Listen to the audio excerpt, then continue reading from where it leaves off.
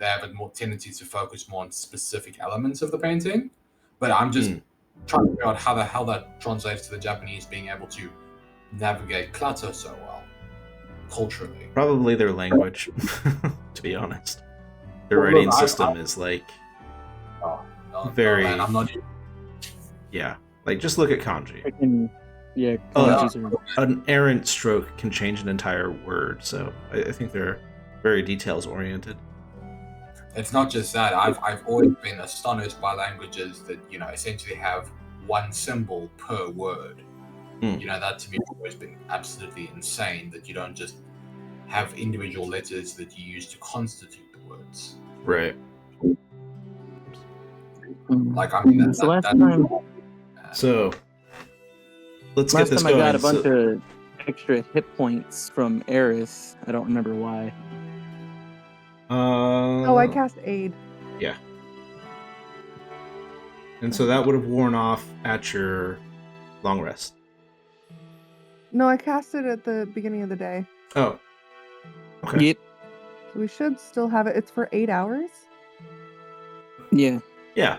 Should still have it. Okay, so. Yeah. And your hit points increase by 5. Yep. Like your max hit points.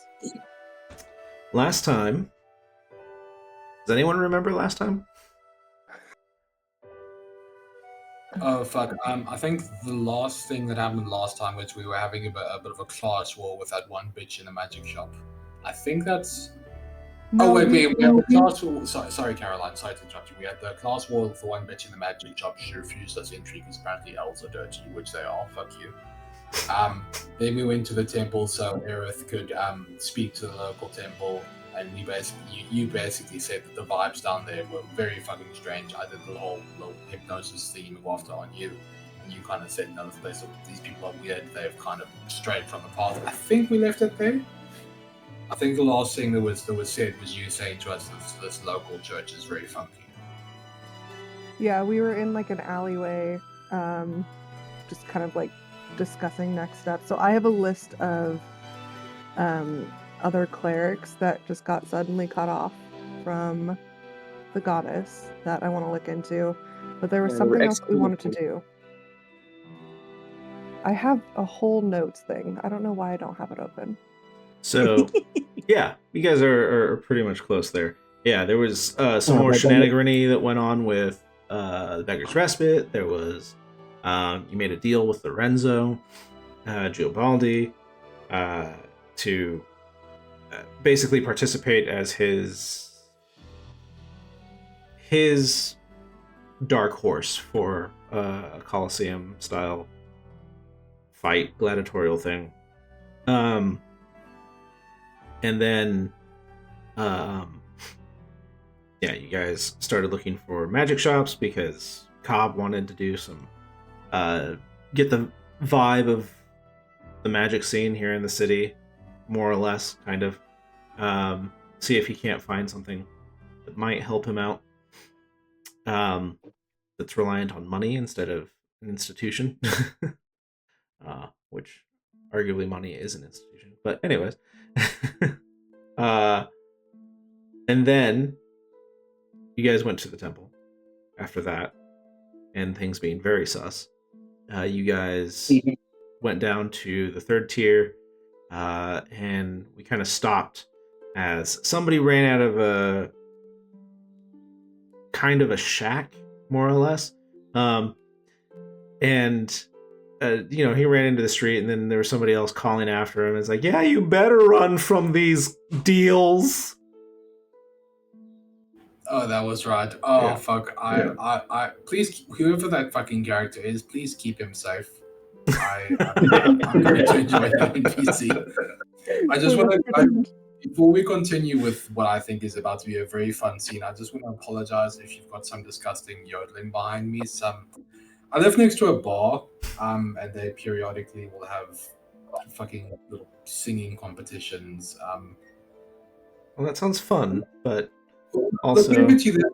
It's interesting because right now, simply by virtue of living in a small town with lots of very rural Afrikaans people, I'm becoming as racist against other white people as I already was against black people. So at least this way it's fair.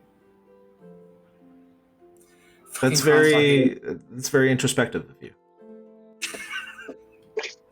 Sorry. So just sorry if there's any yodeling in a foreign language that you don't understand. I don't understand it either, and I'm with you. That's all right. I don't know Afrikaans either, so The entire language is basically just one big throat infection. You're not missing out. It's great. Sorry, I'll try not to interject. I was just letting you know. Oh yeah, Apologies. and as far as now is concerned, Duke is still MIA. So, as if that needed to be said. So, what are y'all doing? Well, let me explain. Let me describe le scene. So this guy, he runs out of this basically a shack, and you see this banner that has been kind of hung up by two poles. It looks like just some raggedy canvas cloth that somebody found and painted on it as if by like a 5-year-old. It says dilly dally. And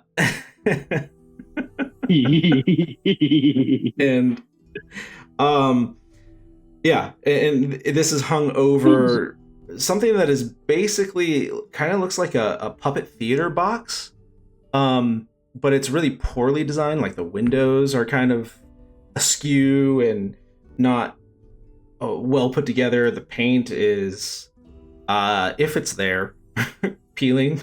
So but there are like red curtains that hang in those windows, and then there's been like in the middle cut out a door size entry and then like some boards that have kind of been slapdash nailed together that's like propped up. Looks like it was supposed to prop up, doesn't even hinge on on the establishment, and it's on the ground right now. And inside it looks fairly dark, like there's basically no light that's getting into this place. What I do is I take a really big exaggerated sniff, and you kind of just see my nostrils get really huge underneath the hat, and I kind of just go Yeah, and this thing sorry this thing is like occupying a space that probably would have been an alley, but like a really short, it's like kind of like right up against the wall to the second tier, and there's two establishments right next to it, and it's just kind of like basically an alley, a little cul-de-sac of an alley, let's call it that. So and it's just he's just posted up there. So old Jurian wisdom says that the two best places to find deals are in the bottom of a sewer grate and in a little alley shop somewhere. My mother taught me that. Don't ask me how she knew about the deals in the sewer grates. By the way, Mish, are we recording? we are recording. Yes, I want my wisdom to be recorded for posterity. I kind of picture it and I say, Yeah. wonderful thing to be found here. And on that note, we I don't know how my mic wasn't getting picked up, but I think it's fixed now. So if you go back and look at the videos, it's a little disappointing. But Oh no, there's no DM. It's just the player shenanigans. Oh no. That's kind of how it sounds. Yeah. You'd have to like turn up the volume way high to like even hear a whisper. Okay, I'm just gonna look at that scene where I start shouting at the Sky Voice, and now I look even more insane than I originally did in context. Yeah. Thank you for that, Mish. Yeah, you're welcome. It's all a ploy to make Troll look even more unhinged. And I don't think anybody here thought that was possible, but somehow Mish managed it. I can do many things. Oh, he's a man of many powers. Watch out. Okay. So, you're confronted with the scene. This guy is just running away. If you kind of look, it looks like he has really big ears. Like Oh, no. cartoonishly large ears. Jesus. And kind of like the person that steps out is a short-ish man. It looks human. He's got like this really over powdered face, kind of like these haunted eyes. Is like, yeah, you. Oh, hi. You are you customers? You're right in front of my door, so you gotta be. Come in. Yeah, it's, doors on the floor, but come in. Can't. It's always open, apparently. Cat will just like wave hi as he walks in and just goes. Yeah, I go in. Okay, so Absolutely. you step in. Anyone that's like over like 5'7" or something like that has to duck into it. Oh yeah, yeah. So I'm basically like crawling in towards Yeah. the coffin. Yeah. Because I am very tall. And you step in, and it's basically just a facade. Like the thing outside, the box is kind of no more. The theater box is kind of no more. There's like no box anymore. It's just the facade. So you step inside, and it is just this alley kind of setup, and it's like tarped over the top, and he's got like what looked to be a bunch of just knickknacks just kind of like sitting on top of whatever was already there on display, and like really horribly written out like just signs, and he's got things for outrageous amounts of money in there, and over the top of it he says sale, and and so you come in, and it's just a bunch of like trinkets. Think like you came to an estate sale of some elderly grandma, and it's just all of their glass figurines, it's kind of like that. There's even some doilies mixed in. Oh, hell yeah. Love to Really? Does it? Let me ask you this: does it seem like he's overtly a scam artist, or does it just seem like he's really fucking arbitrary in what he has in stock? Or does it seem like he's just stupid? Make an insight check. Can I also make an insight? Yeah, you can. I want to help too. Oh, baby, that's a 19.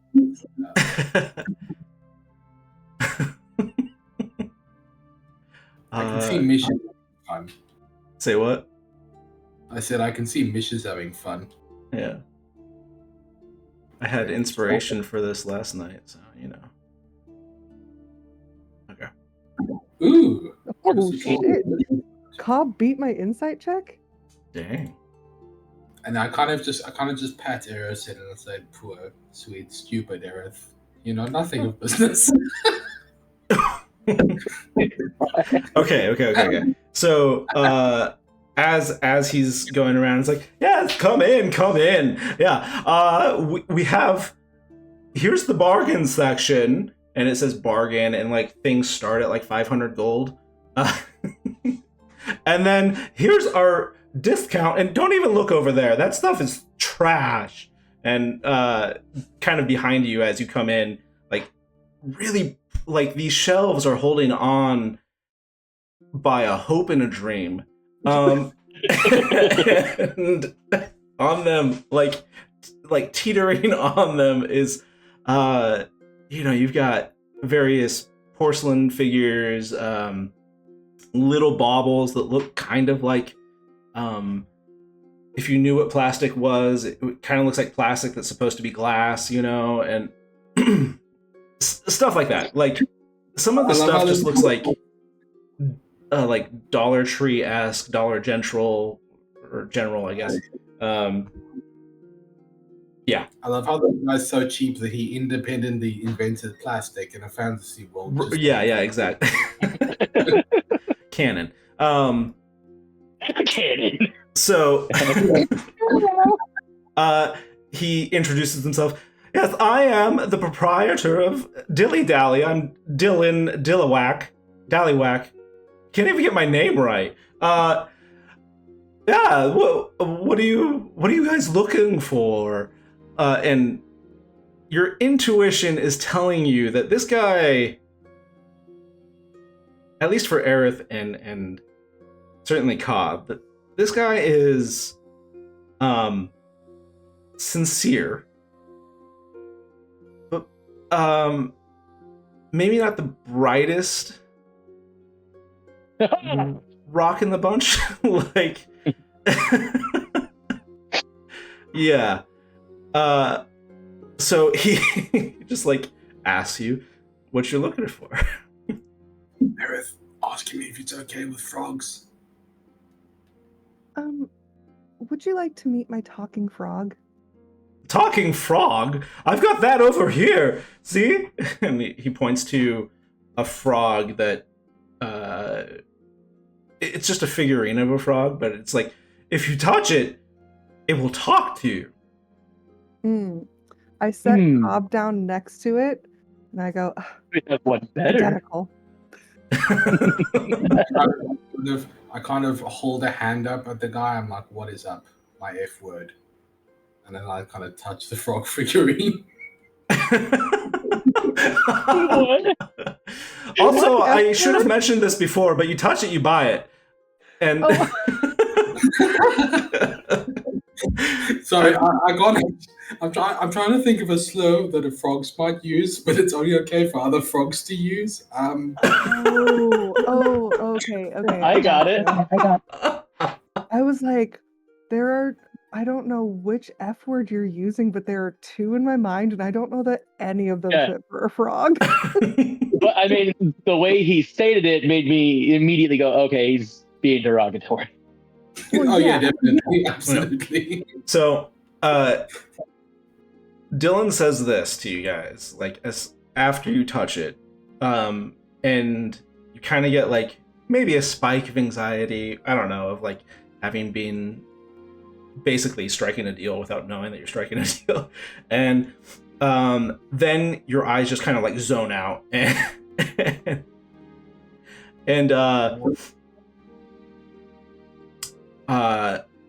your perspective shifts a little bit, and you're kind of like staring like half at a wall, half at the back of an alley, can't seem to move, and you're just like, well, I mean, like, what do you feel? Well, I don't know. Well, what do you mean? What do I feel? You're the one describing this. So you feel as though you're on a shelf. Oh Jesus! Have I swapped bodies with the little frog figurine? That's come to your mind, yes. Oh, Jesus! And I kind of look down at myself, and I kind of try and speak, and I don't know if I can. I kind of say, "Aerith, this place is trippy." The voice is coming from this frog, and it echoes slightly as if like resonating within like this clay body. Like, and that's what I'm seeing? Yeah, that's what you're seeing. And I mean, the Cobb you knew, still looks like he's just touching the frog. But the voice you hear is coming from the figurine. I'm becoming one with the universe. Cat, I'm gonna have him. Oh, we got Mr. Roboto there. And carefully, like, okay. Sorry, Larry, you're cutting out pretty horribly. Sorry, man. I just changed from Wi-Fi to regular to. Is it better? I think so, yeah. Yeah. Okay. I'm gonna say Cat's gonna very carefully use the very tip of his claws to just kind of lift Cobb's hand off the statue and see if that fixes him. So the frog feels kind of a little limp, but like it's still alive. But you remove the hand, and suddenly, Cobb, your vision snaps back to your frog body. Okay, so Dilly, what's the fucking point of that thing? It makes people stare in frog vision. What's the utility? And how much did I just? People just seem to touch it and it can talk. So I just figured that it was a talking frog. I typically they tend not to say much else after they do that. They just awkwardly stand there for a bit. So a tip, I have to like, it's closing time sometimes, right? So I just like move them away out of the shop, and suddenly they're just running. Okay, how about this? How about we compromise? Instead of me buying it, I'll give you a high five. That'll be 150 gold. Can we roll like Arcana or something on this? What this thing is? Yes, sure, go for it. I have a +0 to Arcana, so I got a 7. Okay. I'm a wizard and I only got a 9. That's helpful. Damn it. You're not. Yeah, both of you aren't exactly sure what's going on, but something's not like. He doesn't seem to know what these things do, and like that's what your intuition is telling you. There's something wonky about this whole setup. It's like, yeah, I spent my whole life savings. Someone gave me a letter and told me that I could be a boss bitch if I just gave $500 gold, which is like everything that I've scraped together from my partially failing puppet show. And this is an MLM.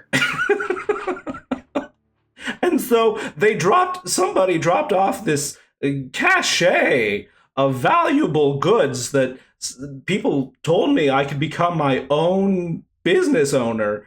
And so now I'm selling it, and yeah, it seems to be going pretty well, I think. How much money have you made? Well, I haven't made anything yet, but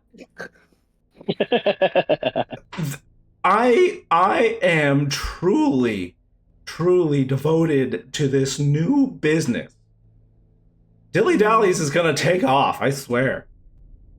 Okay, I kind of hop back onto Eric's shoulder and I kind of say, we got a problem. I don't think we have 550 gold between us, and I'm certainly not spending 150 gold on a tiny little demonic frog statue.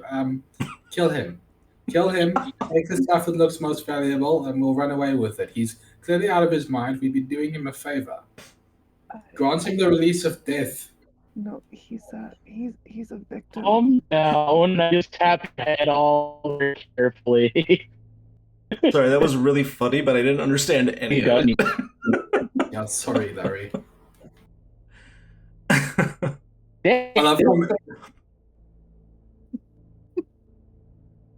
Is it better now? Did the connection catch up? Yeah. I think we're good now. What did you say? I'm gonna reach down, pat Cobb's head, say, "Calm down, it'll be okay." And then I look at the other guy and go, "He didn't mean it." No, I was whispering it. I was quiet. No, that's okay. A lot of people have told me similar things, but they never really do it. So I just figure, that's how you say hello or goodbye. I don't know. I don't know you. It's definitely how you like aloha. Yeah, people say that and then leave. So that's you do you. Dilly Dally, I've got this bridge I want to sell you. I'm sorry? I've got this bridge I want to sell you, and I kind of project a minor illusion of a tiny bridge onto the countertop. See, it's a magic bridge. It's invisible, and you can put your hand through it, right? What if I trade you? I'll trade you this magic bridge for the random frog statue and some other and 2 other random pieces of stuff in the shoppy. That's a good trade. This is a magic bridge. I mean, you see, you put your hand through it, and your hand goes through it. Now, it's not great for lifting things, but for parties, great for parties, you know?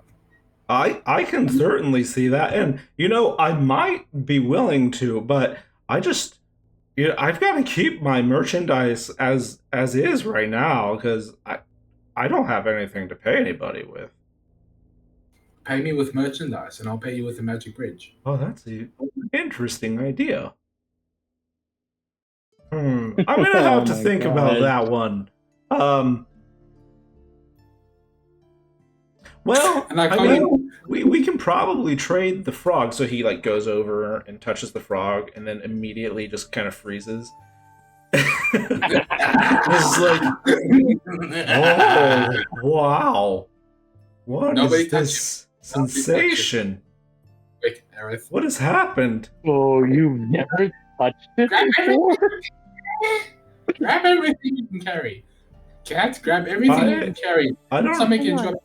You have to. Cobb, touch something else in this store and see if the same thing happens. No, Why no, you wait. want- Then you'd have to buy it. You hear from the frog. How do we deal with old man shopkeep over here? Mish, is there anything else I can touch that looks like There it's less? are so many things you can touch here. Tell me, what can I touch? What can I touch? Yeah. Make a perception check really quick. Just Can I give you I was gonna guidance? say, does anything like stand out like really bad? Like even over, like he said, the trash pile. Did that stand out in any way too? yeah, 19 perception. I'm a special boy. 19. Add a D4 to that. I gave you guidance since there's no need to hide it now that he's like Aw, frozen. Thank you. You're helping me touch things. Oh, I got 18 perception. yeah. Okay, I'm just gonna like literally run around putting my little tiny frog hands on everything and see what happens. Okay. So the first thing you see is kind of like this what looks like an ornamental dagger. It looks like it's gilded in some silver and gold. Looks like it has like some glass jewels that have been cut on it. It definitely looks fake and trinkety. So it's probably more like chrome and brass than silver and gold. But you head over and you just like grab it or like touch it with your little frog hand. And instantly you start hearing a voice in your head. And Is it it a starts frog? saying, "Who is this? Someone to devour?" I Oh kind of look at the dagger and I say, "Shut up, bitch! I'm the one that does the devouring. Make me a fucking sandwich." Make a wisdom check. Yeah. Or a save. Sorry, a wisdom save. Give me a second. I'm trying to figure out how to do that again.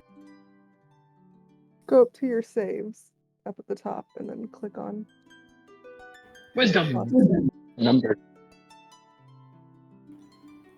Sorry, I've got my scores, but how do I get my saves specifically? So up What in do the I do? top left corner. Are you on a Yeah. full screen? I think so. Yeah. Okay. So top left corner underneath where your scores are listed, you'll see saving throws. Oh, there you go. Okay, there you go. Thank you. Yeah. 13, because God hates me. Okay. So you thankfully you're just a frog. But you like try to unsheath the dagger, and it's like your body is kind of moving on its own, and it tries to rub up against you, but it's kind of a rusty blade, and it mostly just rubs rust on you. It's like, feed me. what's in it for me, and I kind of push the blade onto the counter. I'm like, okay, we're definitely taking that with us. What else can I? What else can I touch? Unlimited power. Okay, see, I think I'm gonna get along with that knife. That knife, I think we might have some useful hobbies. Our wizard suddenly becomes a warlock. Yeah. Okay. Cat, Blade. you find this like little toy duck flotation device kind of a thing. And it, of the other things, it's brightly colored and painted and decorated, and it's a little flashy. Its eyes have little like little gems in them. Can't tell if they're glass or not, but you pick it up, or what do you do to it? I shouldn't have said that. I kind of like that. Touch it. I obviously am gonna touch it. Oh, this is Cat. This is Cat, yeah, because he found something else. Oh, yeah. Yeah, I do. I kind of like I look at it and I lean real close into it and then I poke it. You poke it, and the red little eyes just flash, and yeah, that's seemingly all that has happened. I like look around. I look at my friends. Make a wisdom saving throw.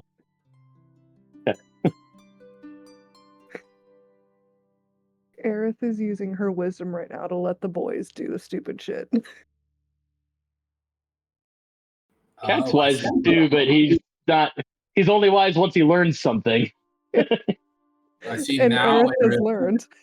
Yeah, I Let see the boys now. do the stupid shit. The traditional gender norms. Okay, now when it comes to risk yourself by touching things, now suddenly you want us to do the heavy lifting. I see how it is. I'm gonna remember that when we give you the gold up, where we're gonna get from selling evil haunted daggers to 12-year-olds. You're gonna see. Okay, there we go. Wisdom. Nice. 17. Okay. Yeah.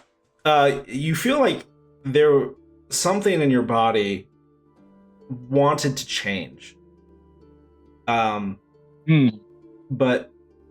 you're just like, no, I am a cat. And yeah. I am me. Yeah. And so nothing happens. Okay. I just kind of back away from it, look at it quizzically, look at the thing that Cobb.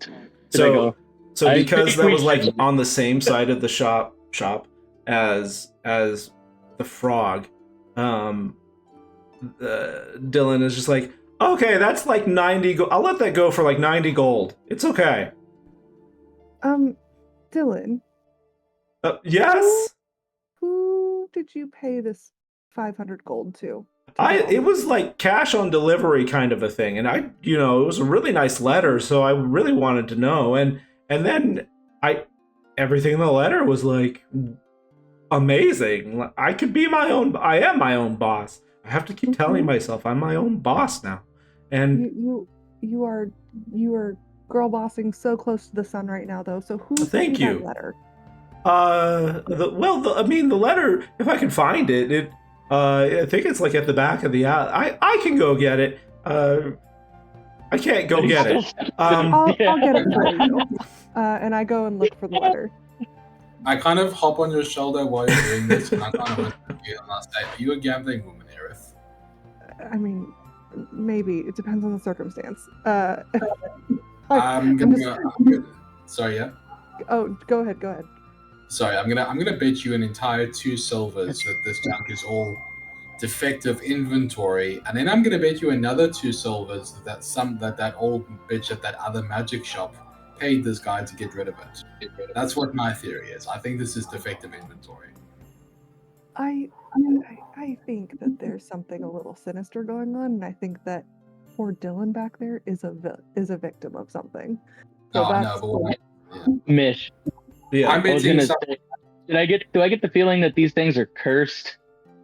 So far, every interaction you've had with them has been some variety. not great. Yeah. Like No.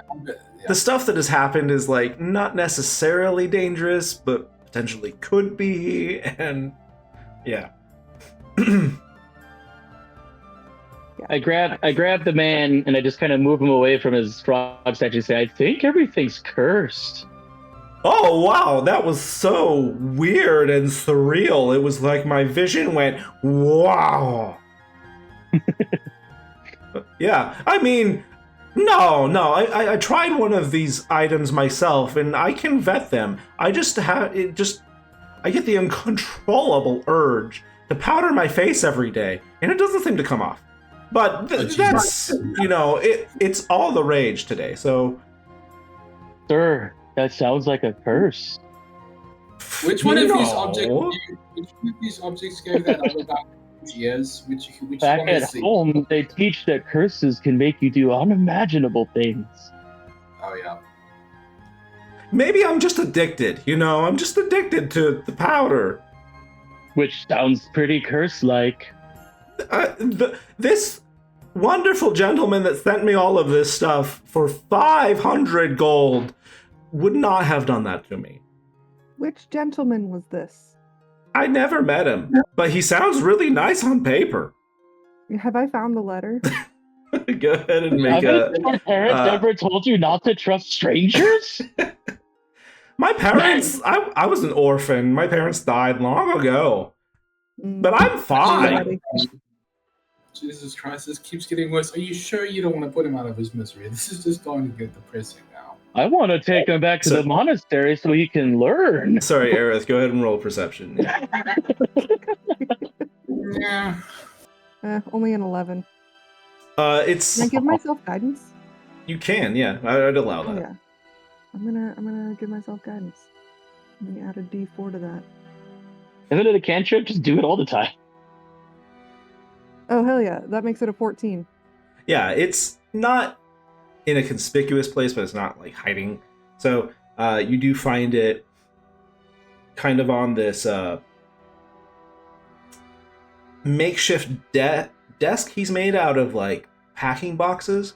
And it's kind of like sitting in a fairly prominent area, and you pick it up and it looks fancy. The paper feels good. You open it up and it reads pretty much like an MLM scheme, like somebody that sends you on Instagram. It's like they're promising to like deliver wonderful items that his customers will absolutely love, and they have their own internally vetted like success stories and research on, some people may say these things are defective, but no, they're actually wrong because this and this of what somebody else in their organization has said. And on it, the organization, well, they never actually really say their organization. So, of course. Yeah. The organization isn't there. Is not present. They're just kind of like, here, do this for us. So it's, in terms of like MLMs, this is like Nigerian Prince style MLM. So. Oh no, he got scammed. Yeah. What the thing, Aerith? Yeah. No, but if this guy got scammed, what's the point of? He paid cash on delivery, is what he said. So why the hell would these guys go through the effort of enchanting magical trinkets? Sure, wouldn't it just be easier to I don't know, why go through the effort of putting curses on everything? And if you wanted to, maybe they want to spread chaos. But why? Who? But if you wanted to spread chaos, this isn't chaos. These are just like minor inconveniences. Like there's a duck that holds you in place for 5 minutes and a knife that is mean to you. That's it. The monks used to say that some people just want to watch the world burn. Some people have degradation kinks.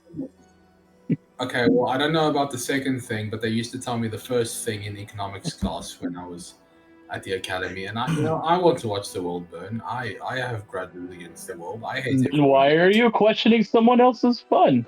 Okay. Because this technique is dumb.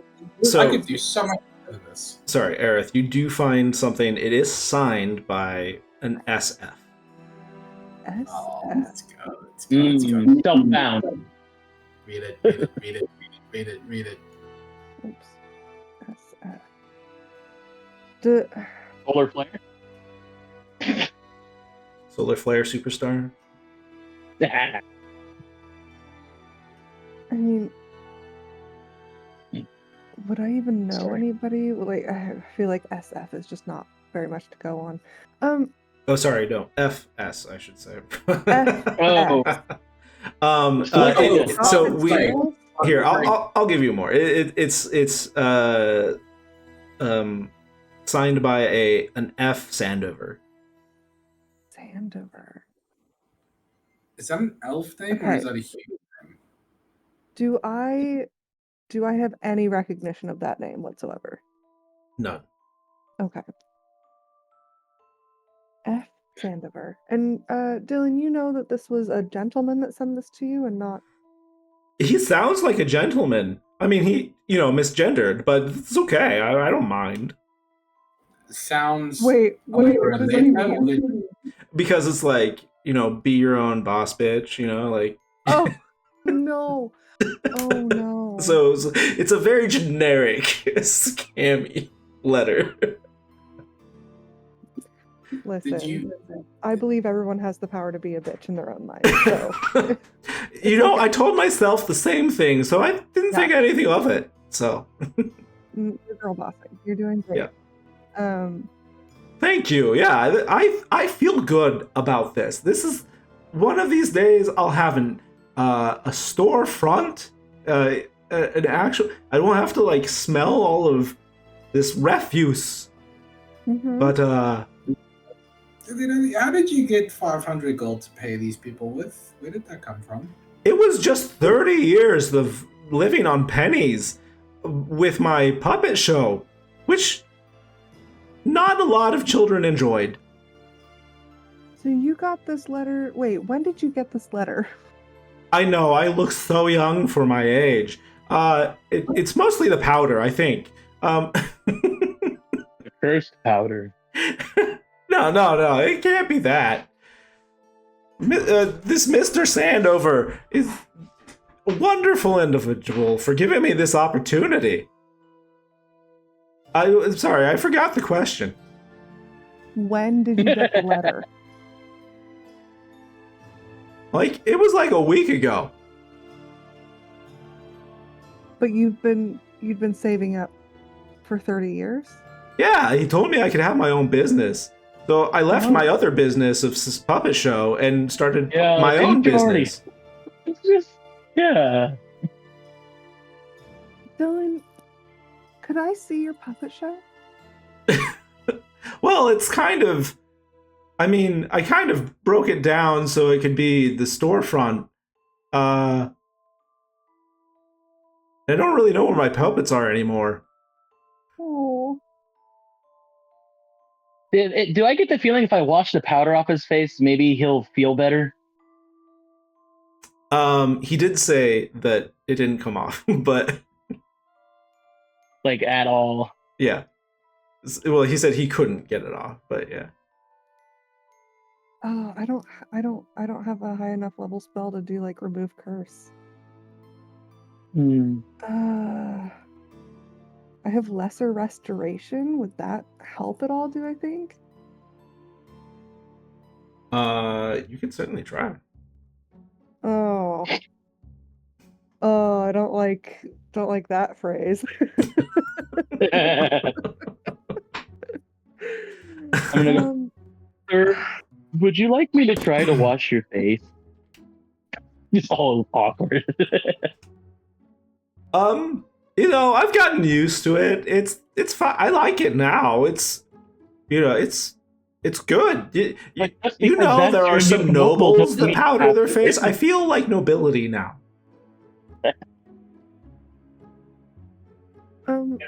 What did you touch that made you want to powder your face every day? Oh, I don't think I touched anything. I just picked up this wonderful, and he like holds up this like bronze and brass little tin, and inside it is just looks like an ordinary like powder Water. applicator. Yeah. So, and it's like, and now I do it and he keeps doing it. I just do it when I wake up, and if I don't do it or try not to do it, then well, I do it anyway. So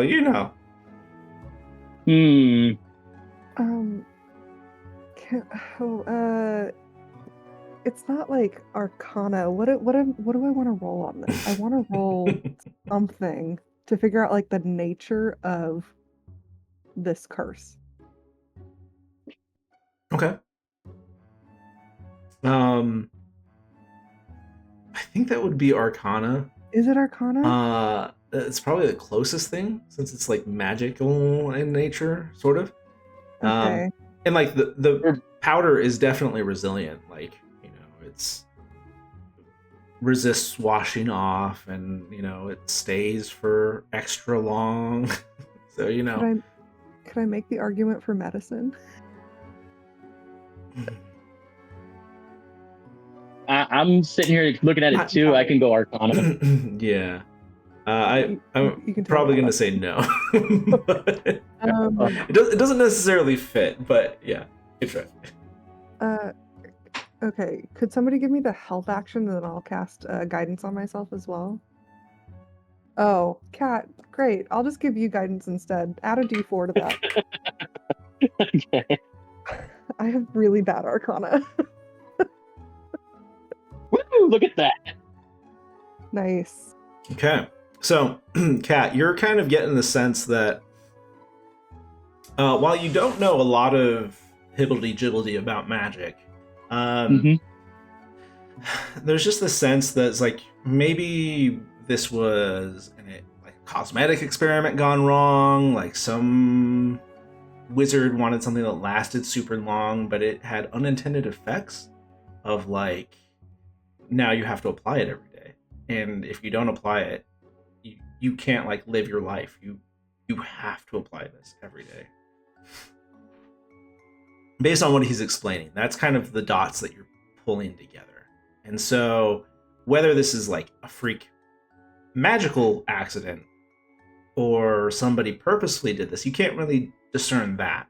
There's not enough evidence around to really give you that much information. But yeah. Seems arcane in nature at the very least. Okay, So so we've it's got- not like demonic. Doesn't seem to you like it's not like evil necessarily, but it is certainly not the best for the individual. So it's So we've like got a inconvenient frog that- more than anything.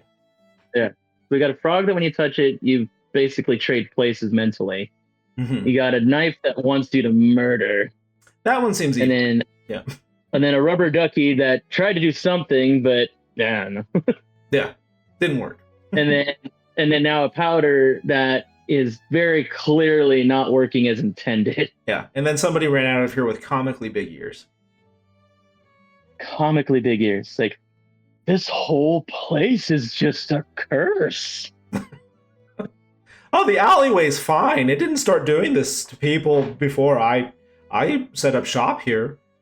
I don't even know. Is that not a sign? Huh. I guess when you think about it that way. Oh man, am I the bad guy here?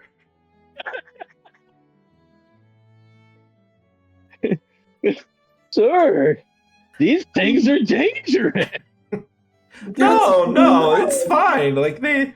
He's that one guy. He's gonna hear so much better now. So I basically just fixed his life. Dilly, just shut the fuck up for a bit. And I kind of just turned to Kat and I'm like, you got put in a death arena and somehow this is the thing you start taking seriously? What are your priorities? There's no fun here. Jesus fucking Christ. God.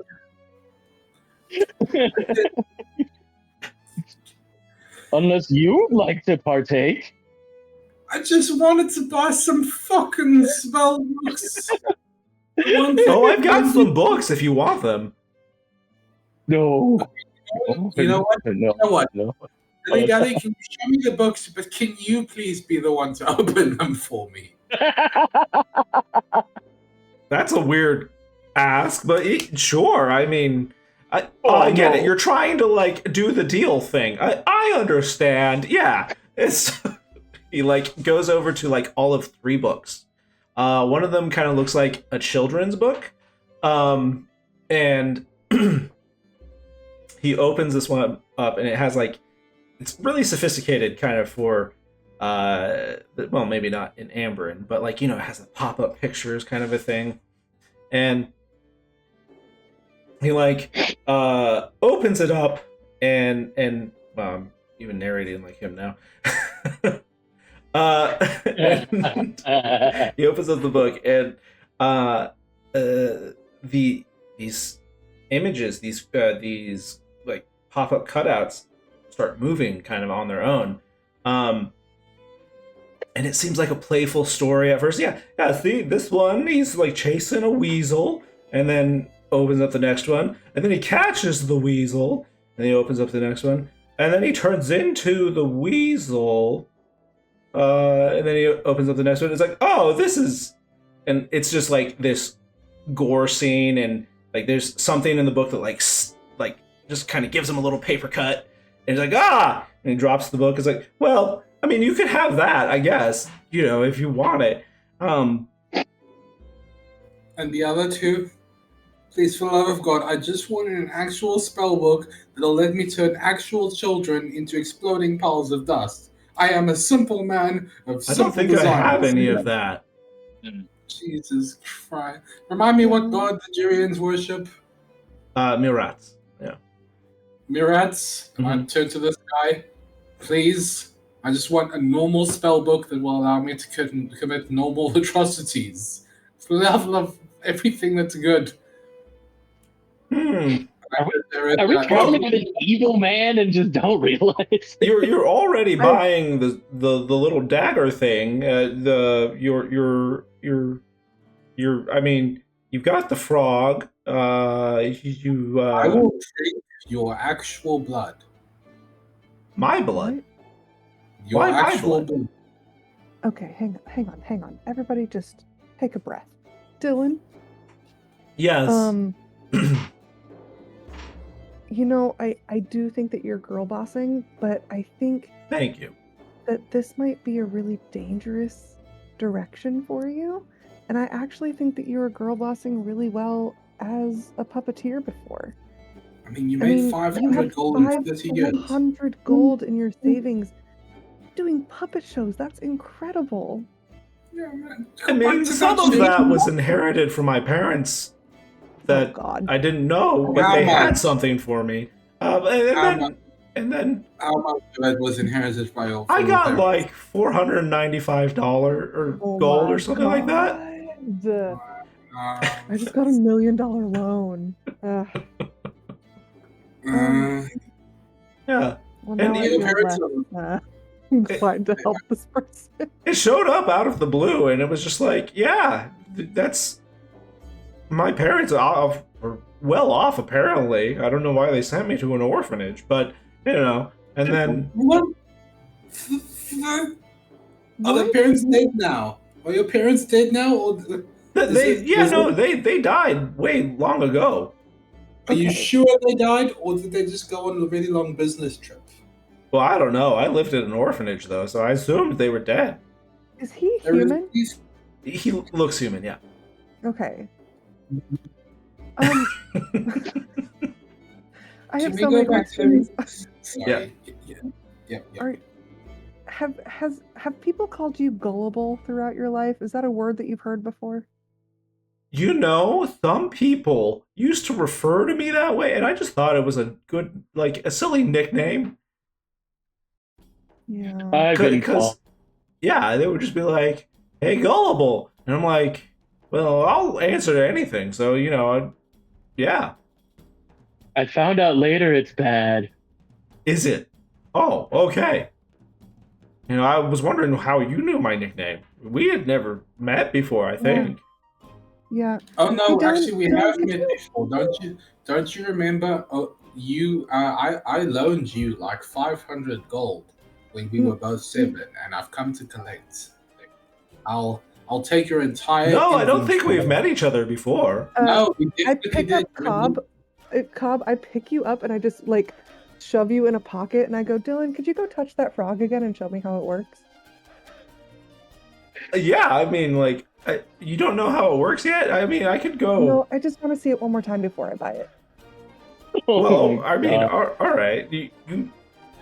I think you have to touch it, though. Well, I want to see how it works on somebody else. Oh, okay. And so he touches it. Yeah, and we leave. And then you just Aw. hear from the frog, it's like, yeah, you just kind of like zone out. It's kind of weird. It feels really cool in this space, but the resonance in my voice now is just, way out there. I don't think it does much more than this, but it's 100. I think a steal for 150. You realize that And if his no one voice else trails off as you Yeah. kind of speaks Oh, man. Irish. as you walk out. As we leave, I try to do. I can conjure a breeze, basically, that can shut windows if nothing's barring it. I want to see if it'll knock him away from it as we're going. Well, I was about to say Okay, that- yeah, sure. Go I was for it. about to say that if you don't do that, he will literally starve to death unless someone Yeah. comes Yeah. So that as I can do it from far away. So I'm just like, as we're There kind you of gone, go. I'm just like, eh, Or like knock the frog off the shelf or something. yeah, something.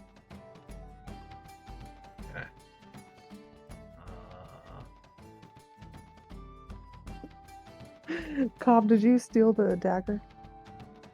No, I didn't steal anything because you didn't give me the opportunity to get a fucking sack out. You sanctimonious elf person.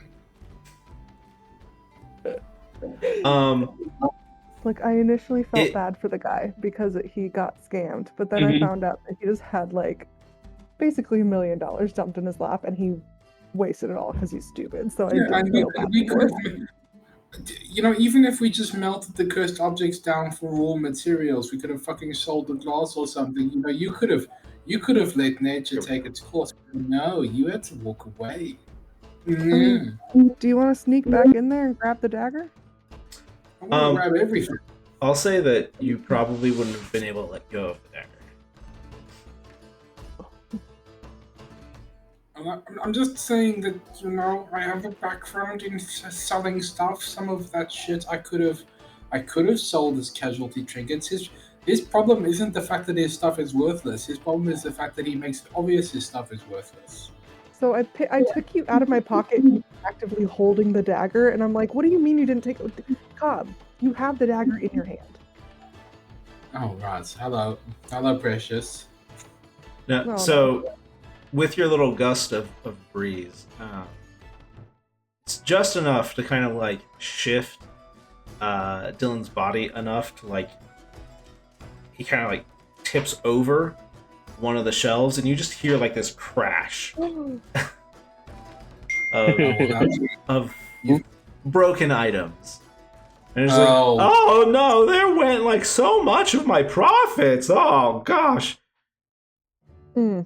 But I mean, I guess he like turns around and is like, guys? I kind of just. Yeah. I don't know if I necessarily believe he's actually that stupid. No one who's that stupid could live this long. Maybe we should report him to the cops. Maybe they can kind of uncurse him. I think I genuinely wouldn't be surprised if he's got a stupidity curse on him. Never mind the fact that it is a bit of a public health hazard that his shop is running. So maybe we should go to the cops or the academy. Maybe the academy. Maybe we go to Find the someone who can undo curse.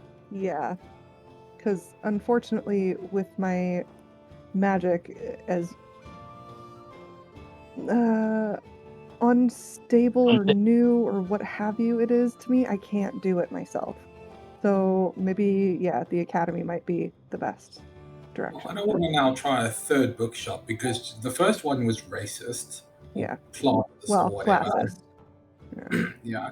Look, I'll be Bastards. honest. I think they also had a thing against elves, which that's not the part I blame them for. I blame them for the fact that it inconvenienced me. That's fair. Yeah. I can Most see you elves coming. do deserve the racism they get. Yeah, I can see you slowly developing that internalized hatred, and it's good. It's character progression. Human supremacy is the way to go.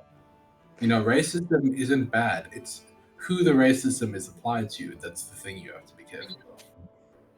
Well, also like aren't okay, so in usual like D&D lore, elves are like the super racist ones, but they're also like kind of the most privileged class. Is that true in Alar as well?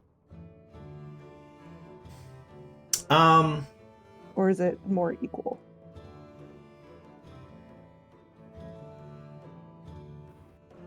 There's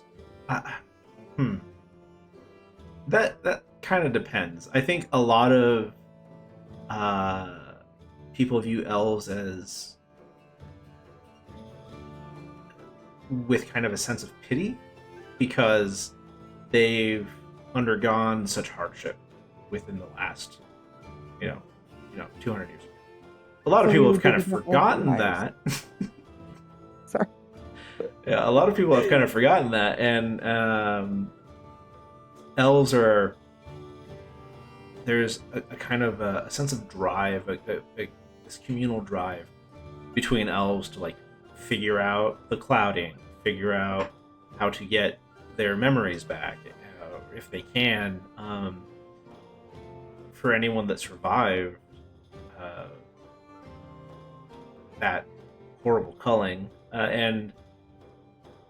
but there's also this new sense for like this newer generation that's coming up that is just like, well, we want to make our own experiences, do our own things. So things are still like, it's kind of like the elves had a hard reset almost, and so they don't have this like sense of arrogance that is like, oh, you shorter lived people, you're gonna, what is your life? We take the long look and we'll take the high road. Some still have that attitude just because it's kind of their attitude to begin with, but they didn't die in any of the demon cullings, but their memories were still messed up, and so the behavior is there, but like it's not really well backed up in a sense. Okay. Yeah. Cool. Yeah. Thank you. Yeah. So Okay, so what do you guys we do? need to find a bookstore with magic books. Is that what we're looking for? Yeah, let's hope the third time's the charm, because I'm betting you now we're gonna go into a new bookstore and this one's actually gonna be racist. Okay. We start looking around for a bookstore. Yeah, come on, Elf, Mush, you with your long legs, move faster. Come on. Cat's just super confused with Cobb's personality on how he gets mad if somebody else is racist, but he's allowed to be racist. It's very confusing. Because I'm the only one who knows how to do it responsibly. Okay. What does How that is that mean, sir? responsibly? Responsible racism is so funny.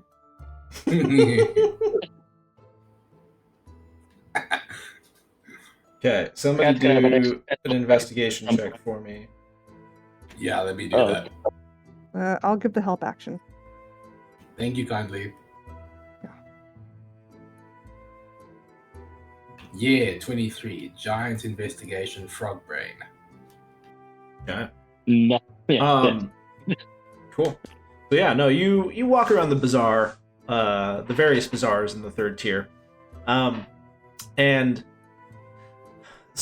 but you come across a variety of different things. People selling their spices imported from afar, food, clothing items, just anything that you could possibly hawk. People are like trying to get you to see their stuff. But you kind of push through the crowds. You visit a couple of bookstores. Some of them are just bookstores, like they're just kind of a place where they're collecting stories and little published books to then resell.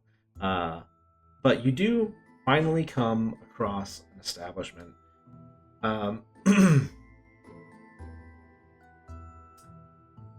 Let's see. And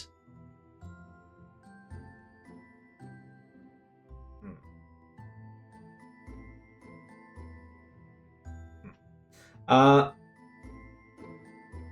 my brain is not working for like a name. But anyways, it's all fairness, it has been a while since we've actually played a session of D&D, so it's not really your fault that you possibly might need a little bit of time to get back into the swing of this campaign. So don't worry about it. Yeah, that works.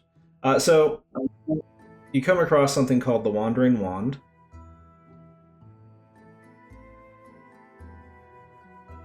And it looks kind of like your average store. Looks a little lived in, perhaps. But inside, you smell just that weird combination of things that you've become accustomed to for like magical reagents and just kind of like the sense of magic in general. And it's something that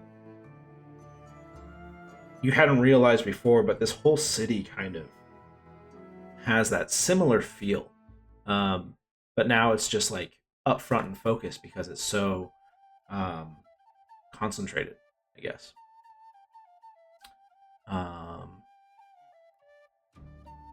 Shoot, what was I looking for? There we go. Sorry, I'm just gonna go ahead and do this now. Just give me 1 second. Mm-hmm.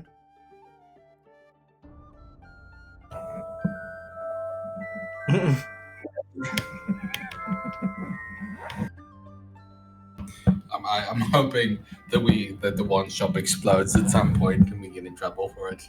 That's just gonna complete the parody. Yeah.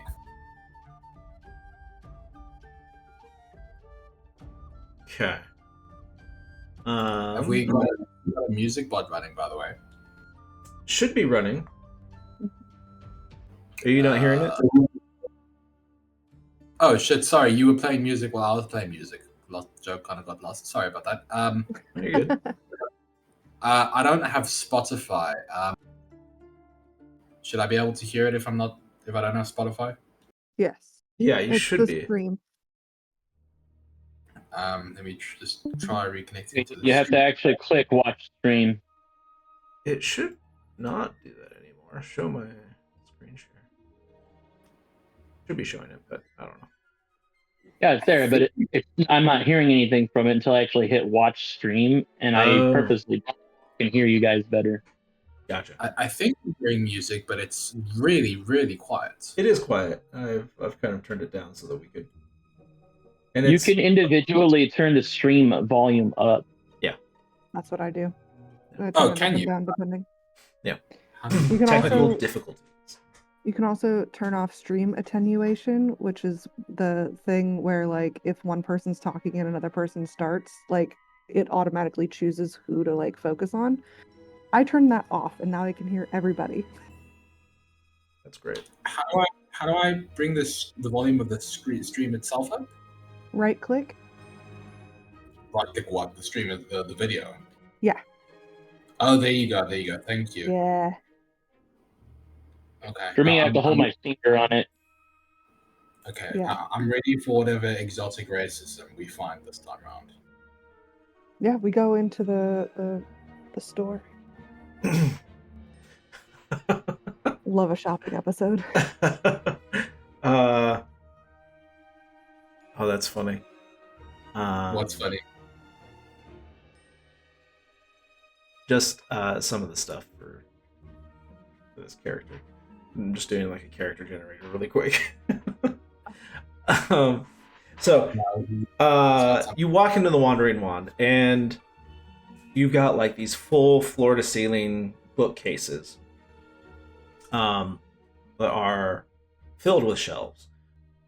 You do see along the back wall behind a counter that these bookshelves are filled with books.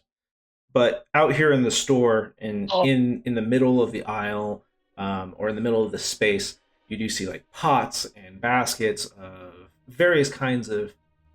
Cobb, you recognize these as like typical reagents, like stuff like bat guano and copper pennies or copper wire or stuff like that. It looks like a very odd mix of like hardware and herbalist stuff and just really weird culinary delicacies. Okay, this is much more like it, and I'm still putting in Eris hat, obviously, but this is much better. Yeah, and so along the walls, you also see like jars of stuff, and a variety of display cases with other knickknacks inside. Seem to be, some of the more protected items. And yeah, as you walk in, you see someone kind of walk out from behind the counter, and she's just kind of like carrying these looks like some boxes. It's kind of teetering a little bit, and you just see like short legs underneath it. You can't really see behind the boxes. She's carrying more boxes than she can see over. And she's just kind of like just minding her own business. And she's walking out and places the boxes down and starts, kind of climbs over onto the top. It's like, looks over to you guys. Cat just waves. Hello. Ah, hi. Let's go of the box. It's like brushes herself off. Customers, hi. Hello. Yeah. Sorry. Welcome to the Wandering Wand. I was just in restocking mode, so I didn't, Anyways, what can I do for you? Well, first, before anything happens, I just want to let you know I have an awakened familiar. He is going to talk. Please don't be freaked out by it. And then I put Cobb on my shoulder. Wait, he it lets you make it a familiar after it was awakened, or he was my familiar, and then he was awakened, so we were just kind of, just deciding to stay with you? That's wow. Well, you must be a great pet owner. Oh, thank you. I mean, I don't like to brag, but I think I am. You just see Cobb glaring at both of you as she calls me a pet, and you agree with her. Yeah. I mean, familiars are a little bit better than pets, They're. Oh, of course, yeah. You can stick them away into another dimension whenever you want. Yeah. Mm-hmm. Anyway, Cobb, remind me what we're looking for here. I'm just gonna pass it off to Cobb. I kind of whisper to her, you're gonna get frog droppings in your next fucking meal. Just you fucking wait. And I kind of turn to the woman. I go, greetings. Out of your vent. And I kind of put a webbed hand up and I go, greetings, Landwalker. What is your name? Oh, they call me Lillian Huntby. Lillian. Yeah. And this is my magic shop. Very It's nice lovely. place. Thank you. Very nice. I spent a I lot really of time like here. It's very nice. I really like the decor. Very, very nice. Very nice air. Very nice and breezy in here. And Mhm. just to be super clear because this just happened to us. There's nothing cursed in here, right? I don't think so. Great. Okay. I take a very close look at my wares. Wonderful. Okay. We just came from a shop that was Never got a mysterious cursed. letter, right? No, I mean, So like many sometimes you get someone who wants you to be, who has like an amazing plan for you to be your own boss, but I'm already my own boss. So I mean, I think it's just a scam. So Yeah, no, for sure. For sure. yeah. Anyway, We Cobb, were we're looking for spell books, is that right? spell books preferably, please. Oh, okay. Wow. What kind of spell books? Like, is there a particular spell you're looking for, or, like, I guess, like a, what's the word I'm looking for? I was hoping you might have a non-standard collection. You know, I'm not exactly looking for your typical fireballs, your typical anything that possibly might not necessarily be rarer, but weirder applications, if that makes any sense. Weirder. Well, most of my clientele is like looking for the primo batshit and, you know, like the sulfur, you know, for those fireballs, right? But weirder. Like how weird are we talking? Possibly gonna need books on the changing of flesh, not in a harmful way, but mutagenic magic. You know, polymorph stuff, blood magic, anything that you could reasonably use. Transmogrification. Oh, Anything you could. does you could Froggy use- want to be Humy? Yes.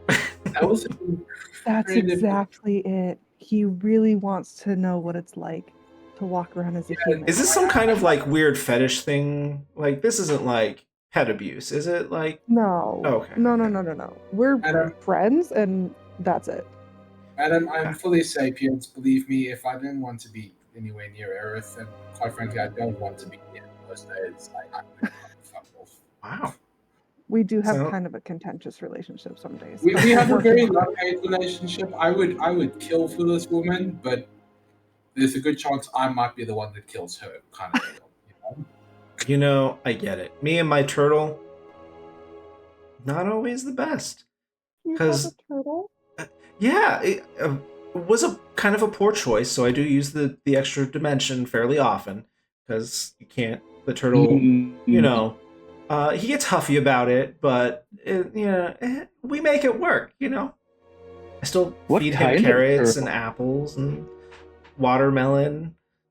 So What kind of turtle? Because I found that the turtles found in water taste different than the ones found on land. oh well, if you tried to eat this one, it would kind of puff, and then you know, not really. They're not edible, because familiar stuff. But Or knowledge. Yeah. yeah. But more of a tortoise, I should say. You know, not really like a turtle. Land Turtle turtle. is like generic, I suppose, but categorically false for tortoises. You know. They don't have fins. No, they can't really swim. Mm-hmm. Is it a small tortoise or is it a giant tortoise? Because the giant tortoises are very cool. Hey Arlo. And you just like see this small little like box tortoise just kind of like creeping out. Oh, I love him. I start like looking around in my bag for something to feed him. And I kind of just wave a hand at the tortoise and like suck my N-word. Does your owner treat you like shit too? And it just goes.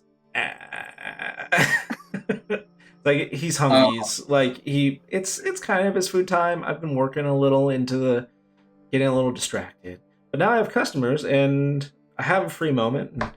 And like she digs out the carrot and like tosses it over. Oh, I see. Non-sapient familiar. Okay. Well, I Not mean, he awakened. definitely has words for me, but it's really just words for me though. Okay, I'm gonna choose to take that on good faith. So anyway, about spellbooks, spellbookies. Spellbooks, weird shit. Well, transformation magic isn't like super weird, but oh, if you're looking to go from frog to human, that's a little bit more than what I've got here. I mean, that's like I could make you look human, could maybe give you human aspects for like all of an hour, perhaps, if you push it. But like totally change your species? That's like some god shit. Uh, what if? Do you have any magic that could be used to influence flesh in increments? You know, maybe sculpted like clay kind of deal. I mean, I do, but again, it's like pieces of you. You could, you're amphibious, so you could like stay underwater for a long time already. But if you wanted to like breathe water, you could give yourself fish gills or something. Um, Is this yeah, permanent magic? Is no, this it doesn't last. It's really difficult to like actually change what a person is. You know, like we like their true self is. I mean, there's a lot of magical mumbo jumbo that I don't really understand. There's a whole bunch of theory behind this. Lots of people tried to figure this out. I couldn't name a one at the moment. Pretty sure the Arcanum is looking into it, but you know, a person or a thing, you know, something that has a soul is fairly immutable. So anything that does happen to it, if I understand, tends not to stick. So have Okay, you let me ever- try a different tack. Do you have any magic that can cause massive amounts of cancer? Why would you want that? Because I'm hoping if I drink enough healing potions, I can cause the cancer to grow into a human body for me. I don't think that's how cancer works. Worth a try. Like, I'm no doctor, but This reminds me of Dragon Ball Z Abridged when Goku's got the heart thing going on. They throw him a sensu bean, he eats it. That's worse.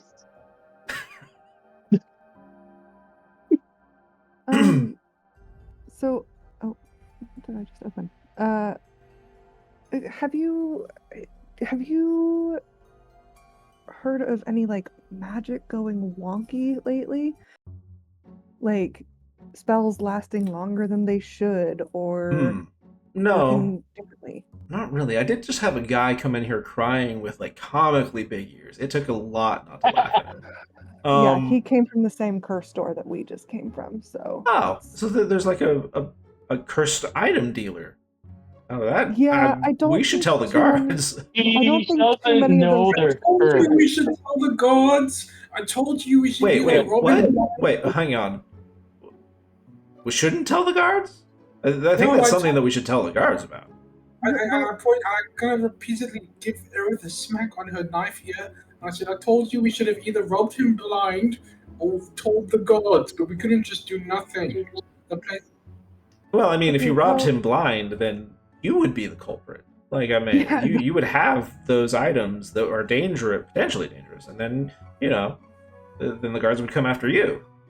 yeah, but we could have at least dumped them somewhere after we took all the materials off them for spare parts. Yeah, that might be negligence. I think here in the city. Okay, I Here's- can dump them here's- like in a giant hole outside the city, so nobody can actually touch them and die. Yeah, but I'm then, like, what if a responsible. fish touches something and it turns into a Oh. monster? Like, okay. you know, Okay, let's change tracks. Do you have any? Mish, what's your name again? Lilin. Lillian, do you have any necromancy books? What? Of course not. Do you have any blood? magic? That's his joke. I'm so sorry. Don't. You have any- It's funny. I mean, like, you know, sometimes people that come in here, they're real characters, you know. Do you have any books on why the urchins in the city are magic? I'm still trying to figure that one out. Why the urchins are magic? The urchins in the city are magic. Do you not know this? Motherfuckers be teleporting around. It's creepy. Wait, It could be a pocket dimension. the street too. kids know how to teleport? Well, the biggers do. Biggers be teleporting. The biggers be operating hotels in the halls between worlds. So I don't think it's the beggars themselves that are teleporting. We think it's the building itself. Oh.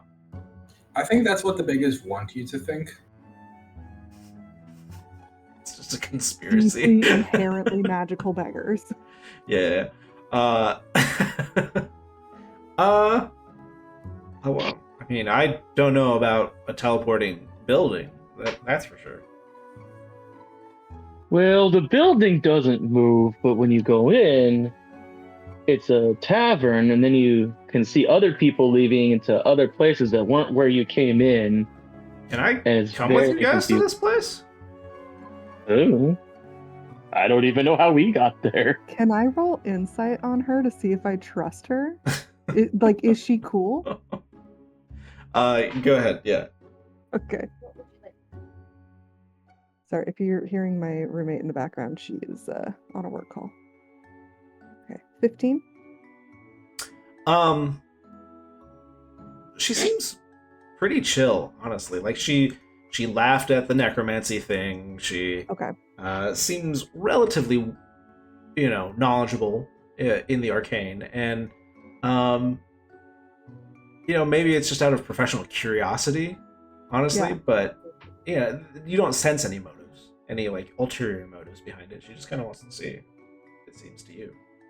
I mean, Cobb has been helping me work out what's happening with it. So if you want to come with and see if you can glean anything For all their we- shit talking, they really are the best, aren't they? Like, I mean, they're just really good little helpers.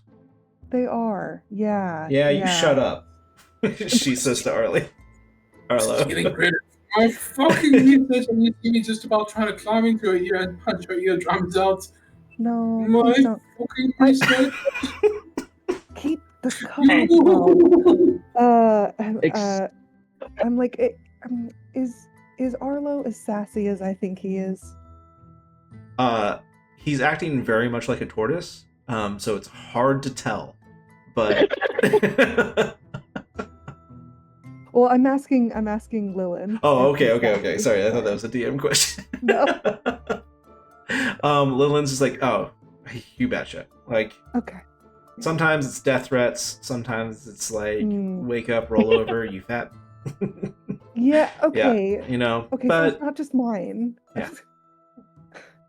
they're usually just hangry. Here, I've got some frog pellets or something, and Thank you.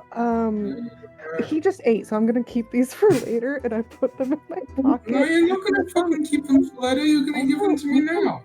Give them to me now. Okay, fine. You're yeah, gonna get fat. I get. You think I'm fucking above frog pellets? You You think I I didn't You know think- you would want one. I didn't know. Here, take one. You stole my fucking research. I keep poking her in the ear with the frog pellets. You stole Just my out of fucking- spite, just starts eating them. You're stealing credit from my genius. You want to put a what is the image that's in my head? I think it's No Face, where he's just like Yeah. just like gobbling things up, like the trays of food, and just with these two-fingered hands, just Yes. it's what I imagine the frog version of Cobb is doing. But So I'm I'll like, kill your entire fucking family. I You stole pat my... I pat his head comfortingly, and I'm like, yeah, no, anyway, back to the point. Like, we would love it for you to come with us, and also, like, on a personal note, I would just love to like hang out with you one-on-one sometime. That was not like me hitting on you. I'm so sorry. I know it came out that way. I just think you're cool. And I I mean, female friends. Clearly. Don't we all? I mean, it's this city. It's really easy to like just be on your own, and I don't really leave my shop all that much because Yeah. it's hard running a business. Yeah. I get you. I am a wandering healer, so like I don't even have a physical Can't even store. stay in one place for very long. You just Yeah. gotta so go I to the don't next really have- Joe that's like broke his leg or something. You know? Yes. Yeah. So I don't really I get it. have like friends unless I'm traveling with a group. So if you want to be friends, I would like to be friends. We need friends outside of our friends. We do. Lillian, you get Cat's me. getting bored. So he starts kind of wandering around. Yeah. I mean, there's all kinds of things to kind of like entertain yourself with. You've got like little bat wings that you can, like, but that's like all of 2 seconds, and then you move on to the next. Yeah, it's yeah. Well, Super okay. quick. Can I tell you guys something very funny that I found in my spells list? So you know how spells sometimes have material components? Mm-hmm. I have a spell called See Invisibility, and guess what the material component is? Oh, it's a joke. They're always they're all jokes.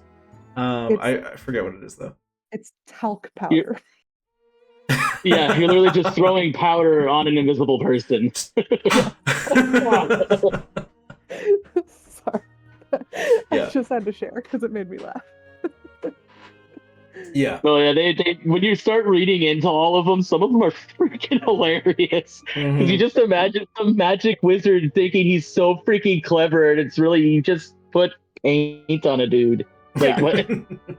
Pocket powder. Yeah. Yeah, exactly. Yep. Yeah. Pocket sand. So, she's like, yeah, well, I'm happy to help sell you a scroll of like alter self, but again, it's not going to do much other than like an hour's worth of alteration, and it really alters very minor things. See, I don't have like a lot of high value spells. They take so long, and most people are content with like, you know, the lower end because I mean they're easier to make, they're cheaper to manufacture, more people can afford them, they're a little bit more worthwhile. Okay, let me ask you this: what have you got in stock in terms of ice magic? Ice Oh. magic. Ice magic. Are you trying to differentiate yourself from me? Well, you're constantly doing shit with fucking light, and you've got your fucking mace. Like it's either ice magic or shadow magic, and she refuses to tell me blood magic, even though I can tell by her physiognomy that she's got it in stock. Sorry, No, I Mish. don't. What's her name again? Sorry, Lillian? Lillian. Yeah. And I kind of look down and go, Lillian, I can tell by the way your face is structured that you secretly don't practice blood magic, but it's okay. If you don't trust me with that yet, we can settle for ice magic. Oh, I never should have awakened him. I'm so sorry. You know, it's okay. Yeah, I can tell by the way that his froggishness is froggy, but he's a frog. So We're known to be an incredibly direct people. People. Like there's just more anthropomorphic little tiny frogs walking around somewhere instead of bullywug. Yeah, Well, are bullywugs your cousins? Well, this was my next question. Did you guys think I came from nowhere? Like an awakened familiar, yes, he has to be awakened first, but where do you think familiars come from? Familiar land? Pocket dimensions. Yeah, well, who do you think lives in those pocket dimensions? I was just chilling in like Froggy Land. all right. Oh my So god, is it like a tadpole center? I'm sorry, we got really off course. no, you're good. I've got a few ice spells. There's not a lot of call for them, so I really haven't done more than like 1 or 2. But one of the things that I had recently heard about and did a little study on, tried to figure it out, and it's actually a really cool spell, Um, it's called Rhymes Binding Ice, and so that's a relatively low level spell. If you're looking for something like that, but my highest one is like Investiture of Ice, which that's in the realm of transmutation, but it's more like you're not actually like transforming. Well, you are transforming yourself, but like it's not in the way that you want, I guess. But that one's took so much time and so much energy and so much money to make. So I mean that one's gonna go for a pretty penny. I'll just be blunt about that. Let me ask you this: what does a pretty pity come down to in practical terms? This is gonna seem outrageous, but I don't think I can let this go for any less than 1,500 gold. Jesus Christ! A legitimate item is way more expensive than a cursed one. The Rhymes Ice Binding Ice. That's kind of a tongue twister, actually. It's I can't take credit for the spell. It was something that somebody else found, but it was fun. So, and if you're looking to like, it's it's dangerous. Don't point it at your friends. But I'd probably let it go for 150. What is this one? Rhymes Binding Ice. Oh, what was the $1,500 one? Because I thought that's what the Rhymes Binding Ice was, and I was like, damn, for a second level spell? Yeah, No, 1,000. Investiture of Ice is like 1,500. Oh, Investiture of Ice. Okay. Which is a 6th level spell. Like, what? Okay, that makes more sense. Okay. That makes way more sense. 150 for Rhymes Binding Ice isn't bad, though.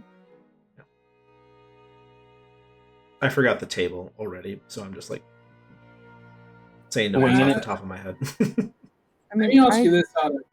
Sorry, yep. I have just under 150, so it is up to you, Cobb, if you want that, but that is like our money. And you know what? Since I kind of like you and I sympathize with the bitchy familiar, and if you can show me this teleporting establishment, that would be great. I mean, I'll go ahead and like knock off. Oh, what can I get away with? You see her like crunching numbers in her head. Like, I could do. You know what? You only live once. Yeah, that's stretching it, but I could go as low as like 120. Well, that sounds very fair to me. Cobb, what do you think? Before I make a decision on that, let me ask you one more question. Do you have any spells that you created yourself? Anything custom? Oh, I'm working on none of them have panned out. I'm just gonna tell you right now, none of them have panned out. But I am actually working on something that try to do things that are non-lethal. Honestly, those sell better here. So, it's like Major Image, but it's like I don't know if you know the spell Dream, but it's a weird trip. It's a weird trip. If somebody can do it for you and they're not doing it to harm you, let them.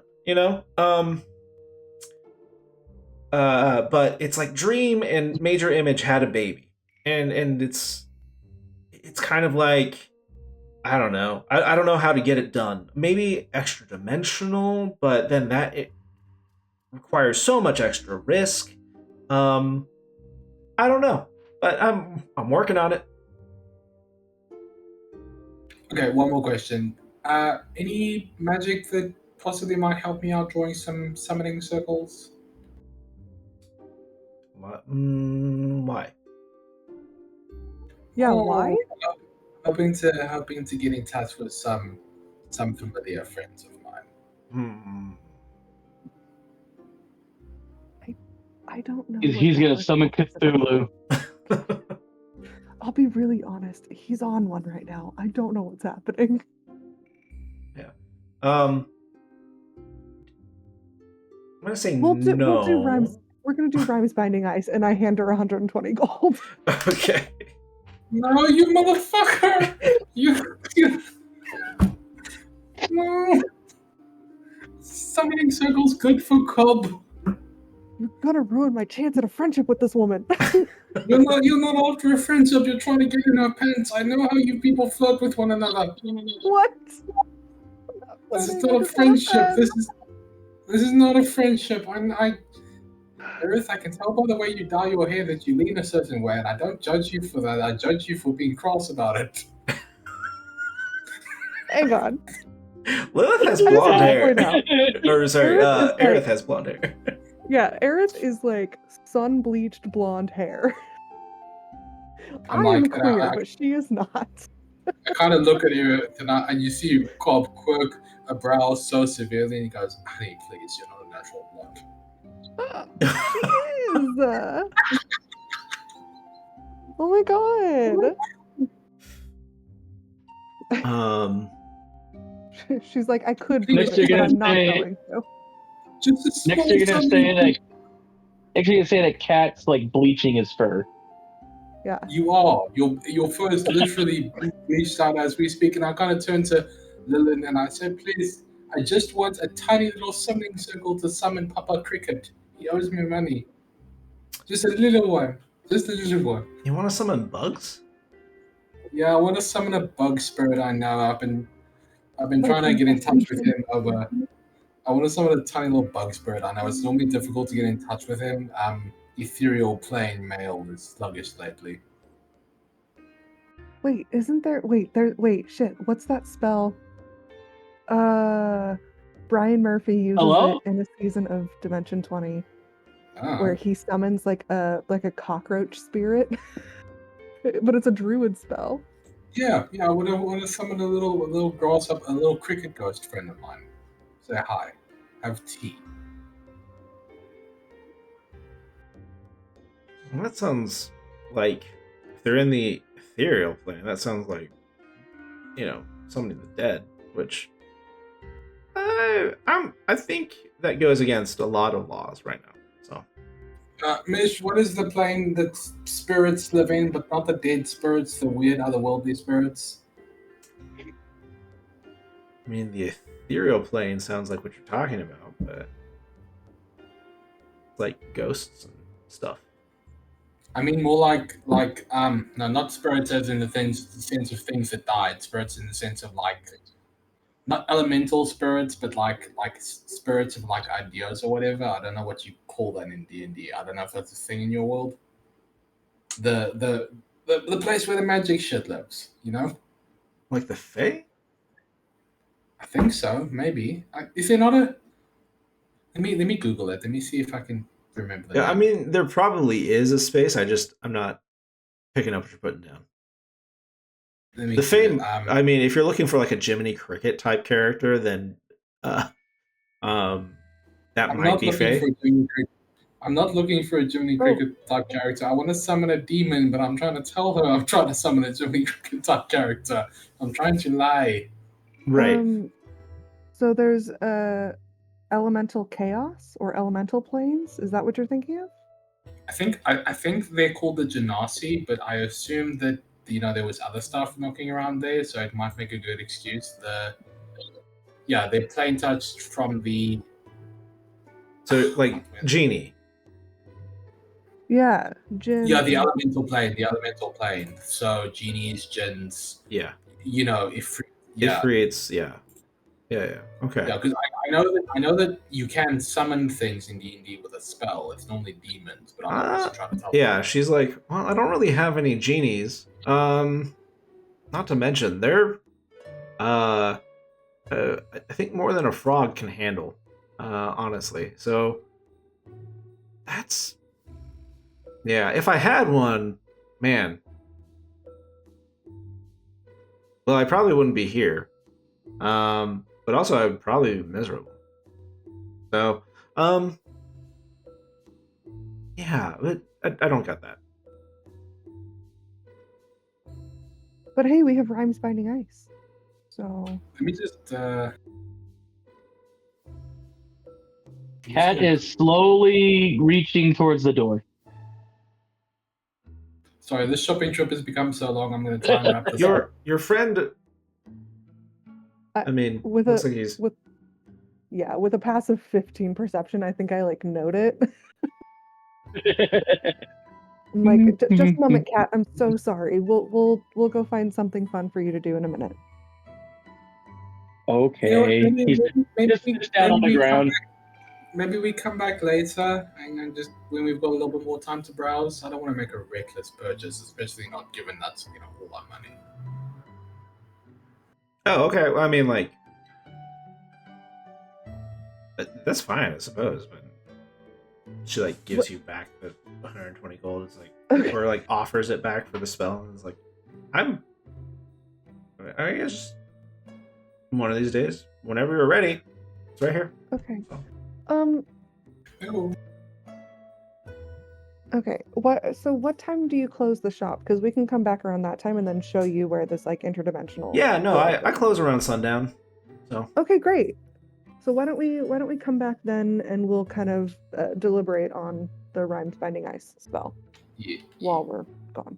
Okay. Yeah, I mean, I have other spells too. It's just you said ice, and that's the icy thing I have. So. Yeah. Gotcha. Okay. Okay. Well, it was Sounds good good. meeting. I'm sorry. Did I get your name? Was it Oh no, I'm so sorry. I'm Aerith. Aerith? Friends should know each other's names. So. We should. Yeah. And Mr. Raps over there, and That's Frogbert. Cat in the back, and this is Cobb. Cobb. Yeah. A frog named Cobb. Yep. Okay. Cobb Frog. Cobb Frog. Jesus It fucking has a ring Christ. to it. There's like almost an alliteration there. Yeah. Yeah. Yeah. It's a slide rhyme. Yeah. Yeah. Okay. Well. Yeah. We'll see you later, Lowen. Thank you. Not a problem. Okay. I think it's probably a good time to take a little bit of a break here. So. Perfect. Yeah, sorry, I'm also just thinking I wasn't expecting spells to be that expensive, and that's kind of all of our money. I don't want to be that guy that spends all of our money just on a thing that's only for me, Yeah. I mean, you get to learn that spell though, and then like add it to your spell book, which is pretty freaking cool.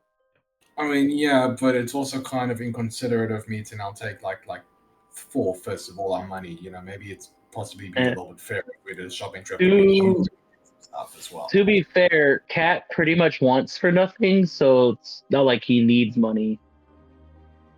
Aerith is very similar. So like, and honestly, you learning a new spell is good for the whole party. So I have no complaints.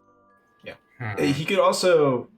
She might have Ice Knife as well. It's just the two first spells that came to her mind. The Ice Knife is level 1. They'll drop the Which price. should be cheaper. Yeah. Okay. So, yeah. Okay. Well, I'll be back in, let's say 10. Let's call 15. Let's do 15. Okay. Sounds good. Okay. Perfect. It's perfect.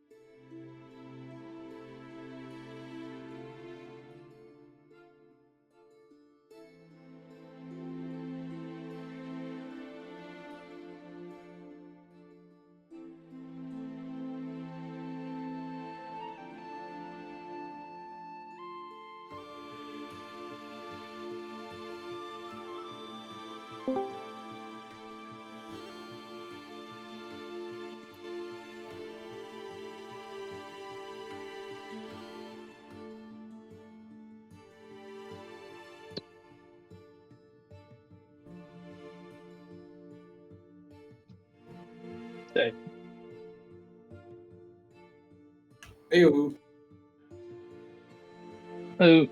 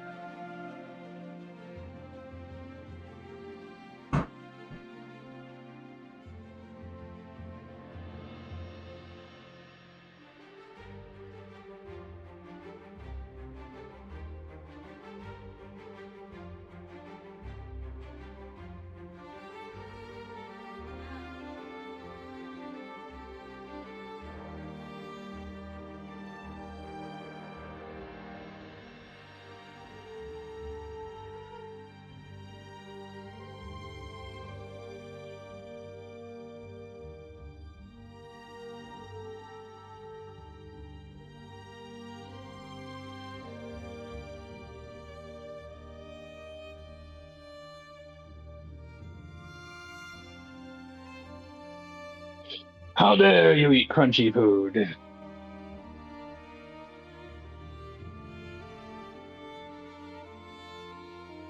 Yeah, Caroline, are you gonna fucking share? Y'all want some carrots? I'll throw them as hard as I can. Don't know if they'll reach you.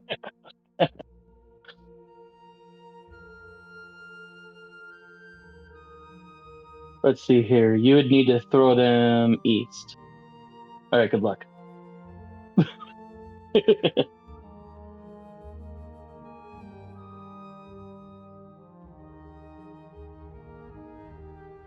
Even if you did throw them hard enough, I don't know, it might melt before you get here.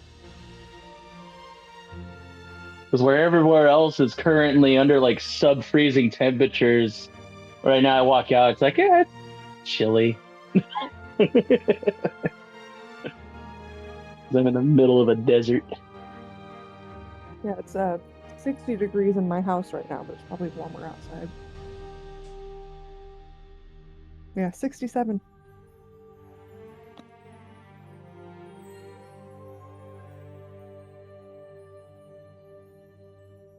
It's always fun in midsummer to walk outside and just be like, "Ow, what the heck?" You look at the temperature; it's 110. You're like, "Ah, why?"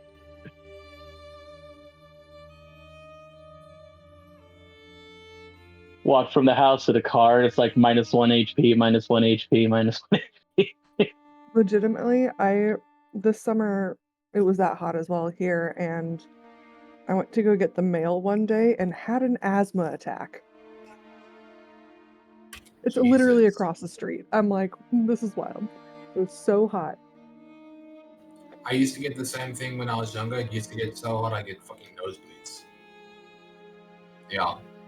Hot and Which is dry. weird. Usually everyone's cold and dry, they get nosebleeds, so that's intense. Then again, all fairness, I used to get nosebleeds really easily. Like if I had something that was too spicy, I get a nosebleed. Ooh. I'm not even joking. I once had pop, and all fairness, I spiced the absolute fuck out of the popcorn. Like, you know, this was not, this was very heavily spiced popcorn, but I gave myself a nosebleed.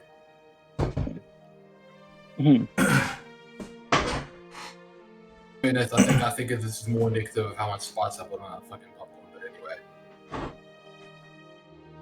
now listen, I'm actually thinking I'm going over my spells. I don't know if Rhymes Binding Ice might not be a bit of a bad idea because I've already got Dragon's Breath that I can use. So I'm pretty sure I should be set for combat spells. I'm just But Mish won't they won't let me have a summoning circle because apparently summoning demons isn't something I can handle.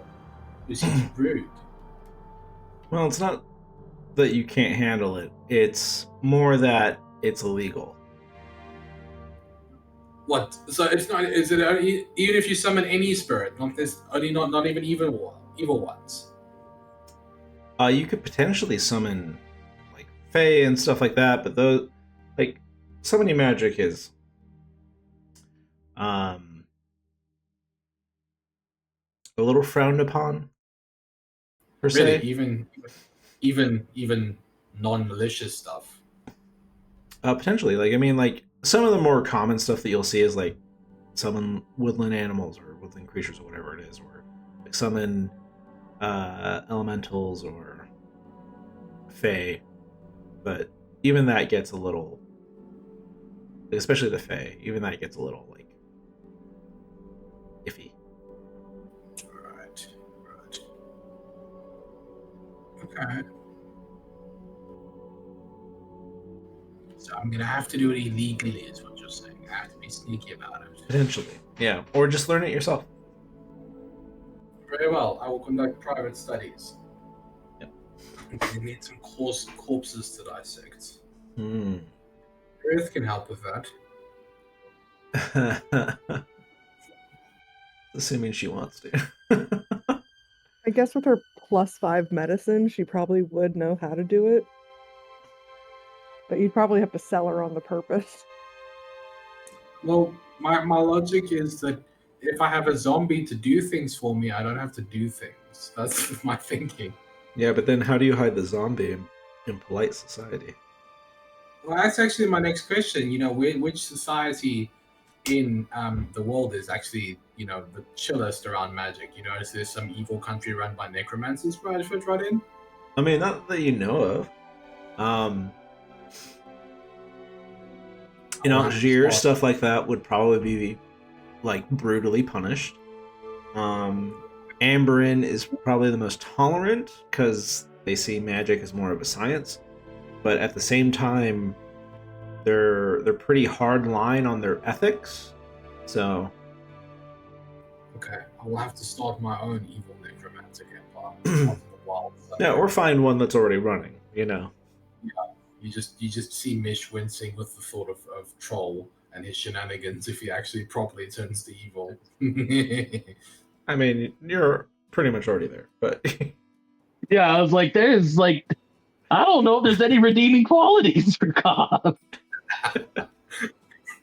I mean, he's funny, and if it will behoove you to notice that at the last minute he always does the right thing. He just complains about it and suggests a lot of evil things in between. It doesn't sound redeeming. What the fuck? The fact that I always do the right thing is not redeeming. You know what, Kat? You have been so judgmental this session.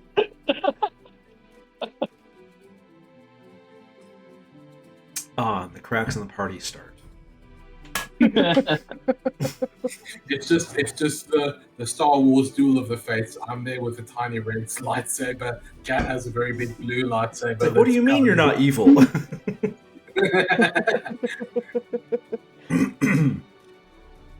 I mean, we do have a former pirate in our group too, so Yeah. like, and Aerith is very morally gray, so like it's an interesting party makeup for sure. Yeah. I'm predicting this is going to be one of our party fights. I've put it in the chats. I think this is how that's going to go.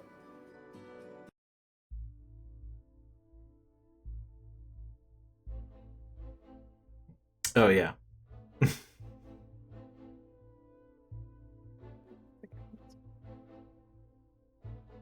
And I think somehow that's going to be Aero's fault. Also, how the hell is Aerith morally grey? You have got the most goody two-shoes character humanly possible. No offense, I'm not saying that's a bad thing, but I don't know. I feel like she approaches everything kind of like how a normal person would. She's like, oh, let me think about that. I mean, We're like, Larry, oh, it's destruction, murder, it's fine. Jesus. Yeah. By the And way, Cat's just sitting there like, oh boy, what is happening? are you still running around with that mace, by the way? Uh-huh. Always. Okay. I just Yeah, think it's Okay. it's like strapped to my waist. I just think it's refreshing at this point that the cleric is actually using a mace and not a sword or a dagger. Like, it's nice that the cleric is just not being subtle in that regard, you know? My only experience playing a cleric before this was in Baldur's Gate, and you start with a mace as a cleric, and so I was just like, seems like that's the way to go. So that's why I gave myself one.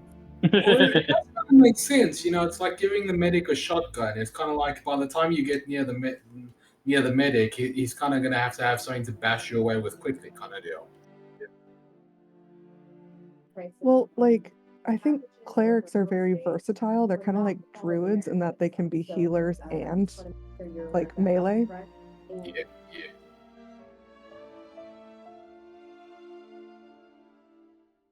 So like sorry, roommate is working literally in the same room. So to keep muting, but like You need to put up a cubicle. yeah. Fortunately, the yodeling has stopped underneath me, so there's no. Oh yeah. I actually just Really just good remind me, yodeling, dude. who's American, who's Canadian? I'm sorry. I think we're all American. We're all Are you American. all American? I could have sworn someone was Canadian. Look, the point is, you Americans can all go fuck yourselves because you introduced country music to the world, and the Afrikaners learned about it. I genuinely do apologize for that. Yeah. I don't mind country. It's hip hop and rap that make me want to punch people. Dude, I don't even mind rap as long as it's tasteful and there's actually like it's music and not just some guy shouting. Well, in my area, all we hear is the ghetto gangster rap where it's like, I got all this money and look at my junk and I slap the women, and it's like, dude, it's not good. Is this black people ghetto rap or is this white people ghetto rap? Because It's a mixture of multiple. It's a mixture of multiple cultures because I live right next to the U.S.-Mexico border, basically. Yeah, you're living with illegal immigrants. Oh. I mean, that's a mixed bag too. So yeah, so you get some lovely people in there, and you of, get some bad eggs. So. Yeah, it's a mixture of many cultures' versions of rap, and it's just very little of it is nice. It's all mean or boastful or gross. Yeah. Oh no, dude, listen, I liked it when rap was more like poetry, but that's kind of like the only rap that I like. Sorry, yeah. I'll say for me, the only rap I really listen to is by Weird Al. It has to be poetry or parody. Who has been acknowledged to be an official rap artist by the rap community. Yeah. All right. I tend to mostly only listen to like indie rap artists, so Dan Bull, a lot of gaming rap, so it tends to be a little bit more tamer than some. Dan Bull and the Stupendium are also very fun, yes. Yeah, Caroline and Larry know what's up. Yeah. I love the Stupendium, it's so much fun. It's actually kind of weird because you're talking about living on the border to Mexico. It's just weird because obviously it's a very different culture than the US. But I'm just thinking in South Africa we actually tend to look. We've got massive crime rates, but somehow the fact that everybody's racist almost makes the racism balance out, so you don't notice it.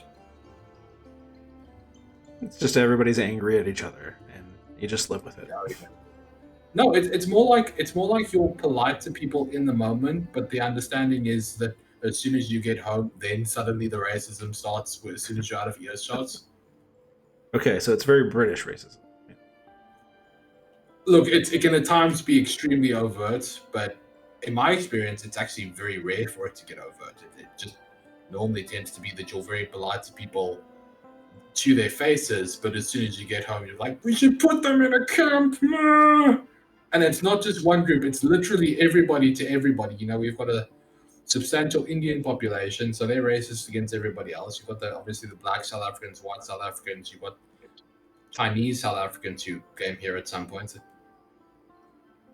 It's actually weird how non-racial we are in some ways. Fuck. If it's the norm for everybody, then I don't know. Anyway, Well, yeah, I suppose the trick is to hate everybody equally. let's get back in the game. Since Yeah, Larry's got NPCs. limited time left here, so we'll try to wrap up before 2:30. Perfect. We'll see. Perfect. I appreciate it. I didn't want to just cancel because I've been looking forward to this for a long month. time. Yeah. Cool. Okay, so you guys leave the shop, gonna come back later, pick Lillian up, and take her to this spot. Somehow. Yeah. I don't even know how we keep getting there. Yeah. You make it sound so sinister. You make it sound like we're going to try and harvest her fucking organs or something. No, I don't know, you're right. But This is how you make friends, right? As an adult. harvest their organs. Yep. Yeah, asking for a friend. Pat just walks up and says, "Can we be friends?" I mean, that's essentially what Aerith did too. She was like, "You're really cool, and I know this sounds like I'm hitting on you, but I just want to hang out." Yeah, you definitely want to harvest her organs, Aerith. Wink, wink, nudge, nudge. Wow. It's a very specific set of organs. That is the most out. niche euphemism. It's like how necromancers say they want to fuck. I want to harvest her organs, as in I want her heart to be mine, but not in a romantic way. Platonic You're way. giving off incredibly mixed messages right now. No, but just now, I just want you to do it just so that the ambiguity can end. Anyways, so you guys head out into the streets. It's afternoon. You've spent a good deal of the morning, walking from place to place, getting snubbed, meeting somebody who is in crisis, potentially, and then, meeting a cool character. Oh yeah, and then the temple thing that also happened. So, what do you guys want to do? We've done a lot for me and Cobb today, but Kat, what would you like to do? Anything that sounds fun? So I was actually going to mention that Kat was looking around, seeing if he could find anything or anyone that looks like they might want to play. Because he's getting very bored. Yeah. Because he doesn't understand a lot of the conversations. He's trying to absorb as much as he can, but his attention span is shot. Sure. Yeah, no. So, one of the things... day has been very long for him. He needs some distraction. Fair enough. So, you're looking around.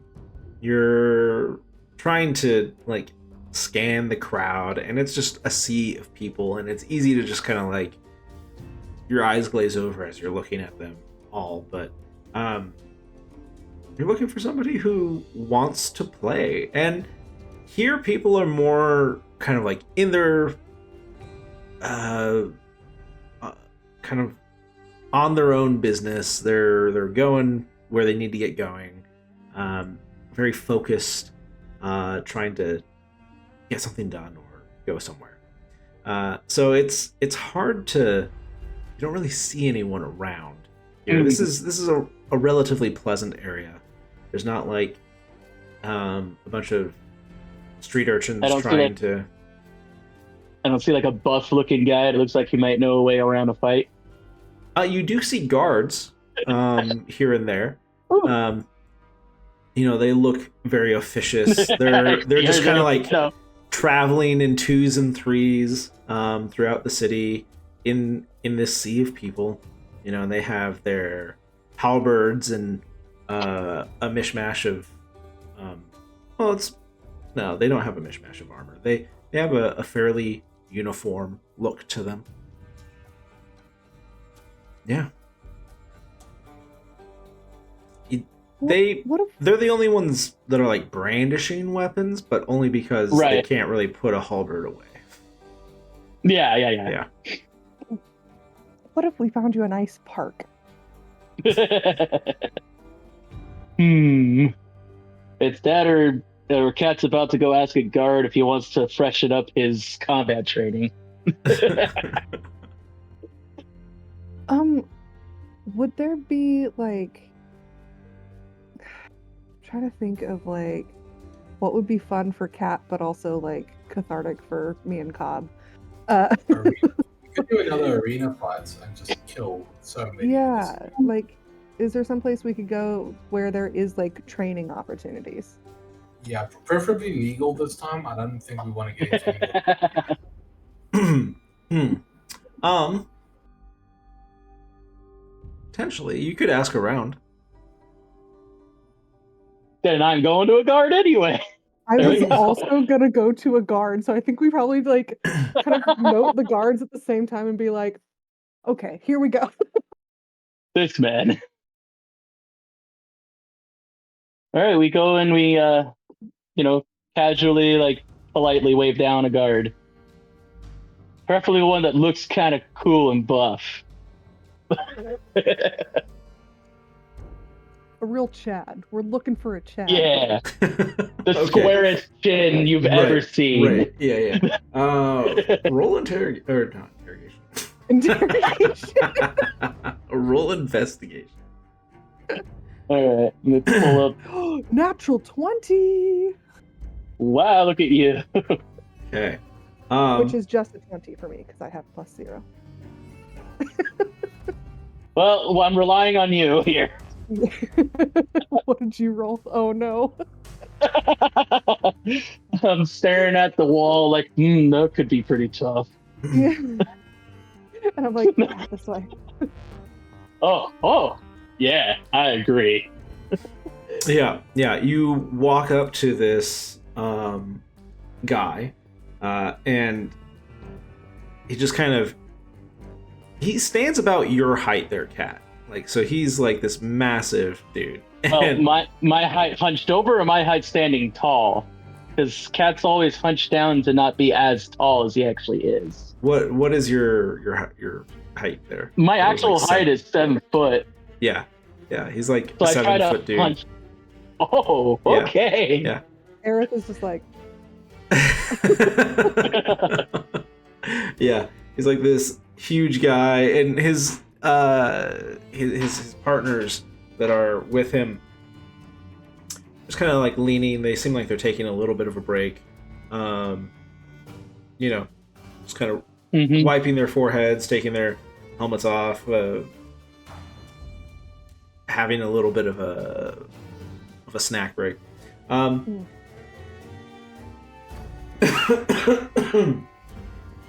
Yeah, and you walk up to them, and one of the other ones addresses you first, and is like this big old dude just kind of looks down at you both, less so at Cat, but also at me. yeah, more so at you. And one of the other guys, he talks to you. He's like, "Oh, can we help you? What's Yes. seems to be the issue?" Hi. No issue. We're just looking for a place to train. We're adventurers, and so we're looking for a place where we could go and work on our martial skills. Well, And since you guys look very buff and well trained, we were wondering if maybe you would know where to go. well, I mean, we train with the military, but so I mean that's kind of where we go. But if you're like the adventuring type, the Explorers Guild maybe. I think they have like training stuff. I don't know. They seem to be kind of more like a historical society, but they're all glory hounds. So I mean, that's a good spot to look, I suppose. Would either of you care for a friendly match? The big guy's like, you look a little scrawny, if I'm being honest, but if you feel This like is you're true. up to it, Hands he's like, only. all right, like a little bit of fisticuffs, sure, I wouldn't mind a little bit of a brawl. I'm a It's healer, better so I can than- heal you both up afterward if things get Yeah. After shift, down by the docks. Well, no. He would probably have a guard tower. Yeah, they would have a designated area for training. Yeah. So there'd probably be some kind of precinct.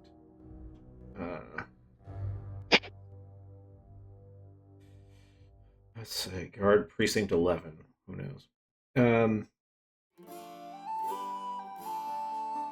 There's a training yard there. Yeah, if you want to come after shift, I get off in a few hours. Like Yeah. big old like fat thumbs up. Great. And what's your name, sir? Strange. So sorry to do this. to You can call ever. me Radin Steinerbrook. We're gonna have to put that in the chat for me, buddy. Raven Schreidenbrook. It was pretty simple. Yeah. Yeah, but not for my notes. I don't know how to spell that. Well, you see, you start with R, then you go. Just keep going. Just keep putting consonants and vowels in there. Yeah. Yeah.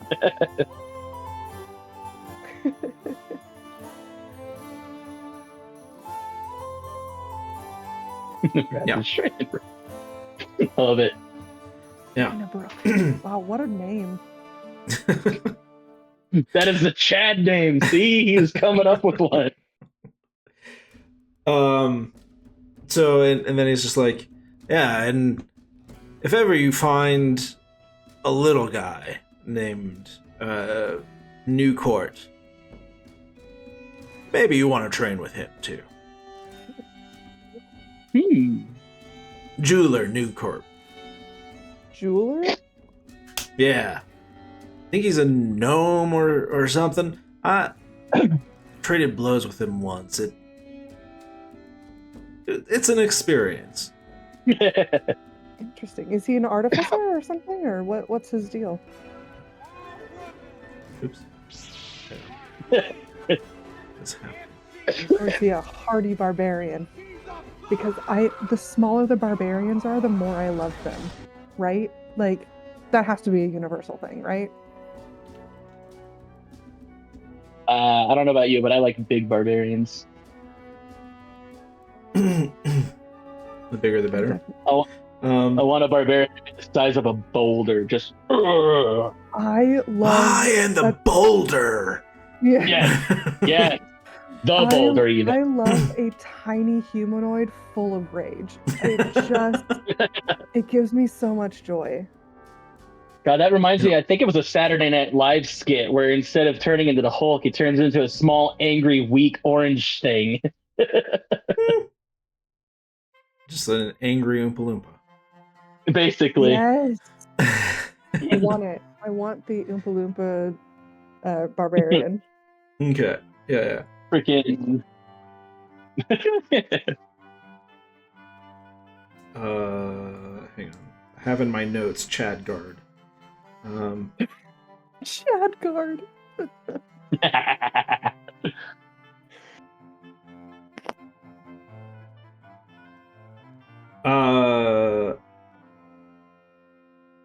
I should say the Radin. He's just like, I should say that Jeweler is more of a street fighter type of a guy. Oh. He's I mean, he's actually wanted, but Oh, you know, but he's scrappy. scrappy. Okay. Cool.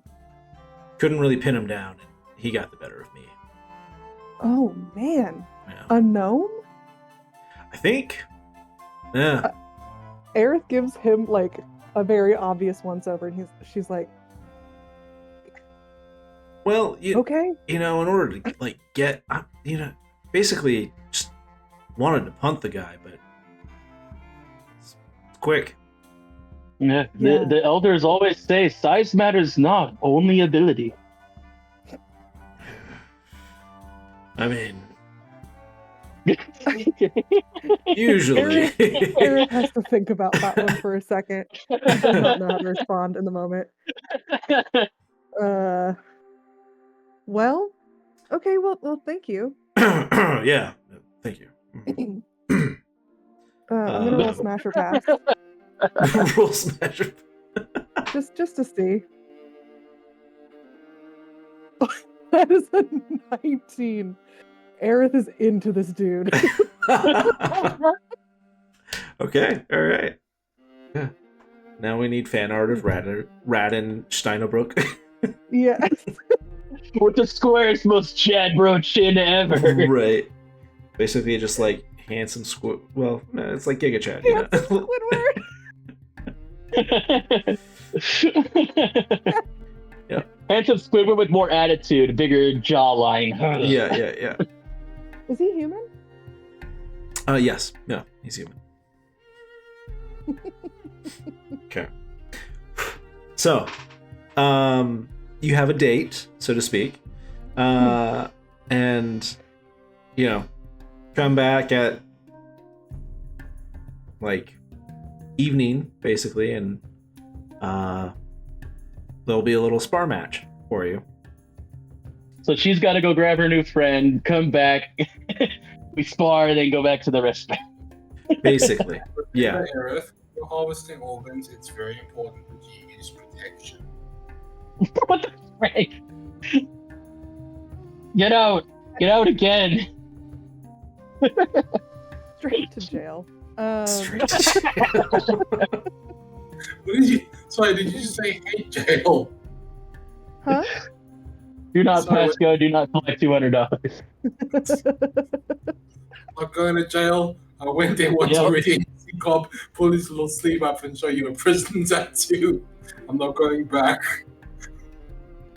One, I'm not surprised, but two, I don't judge. So. I've seen some shit, Aerith. Yeah, no. I don't know what gave you the idea that I was going to harvest organs. That's not going to happen. We're just going to show her the door.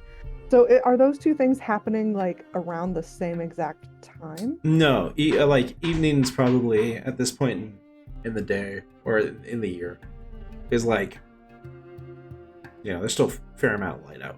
So Okay. sunset is, I guess, like closer to 8-ish. Gotcha. Okay. Okay. So we're Because to doing the me, spar first? evening and sundown is the same freaking thing where I'm at.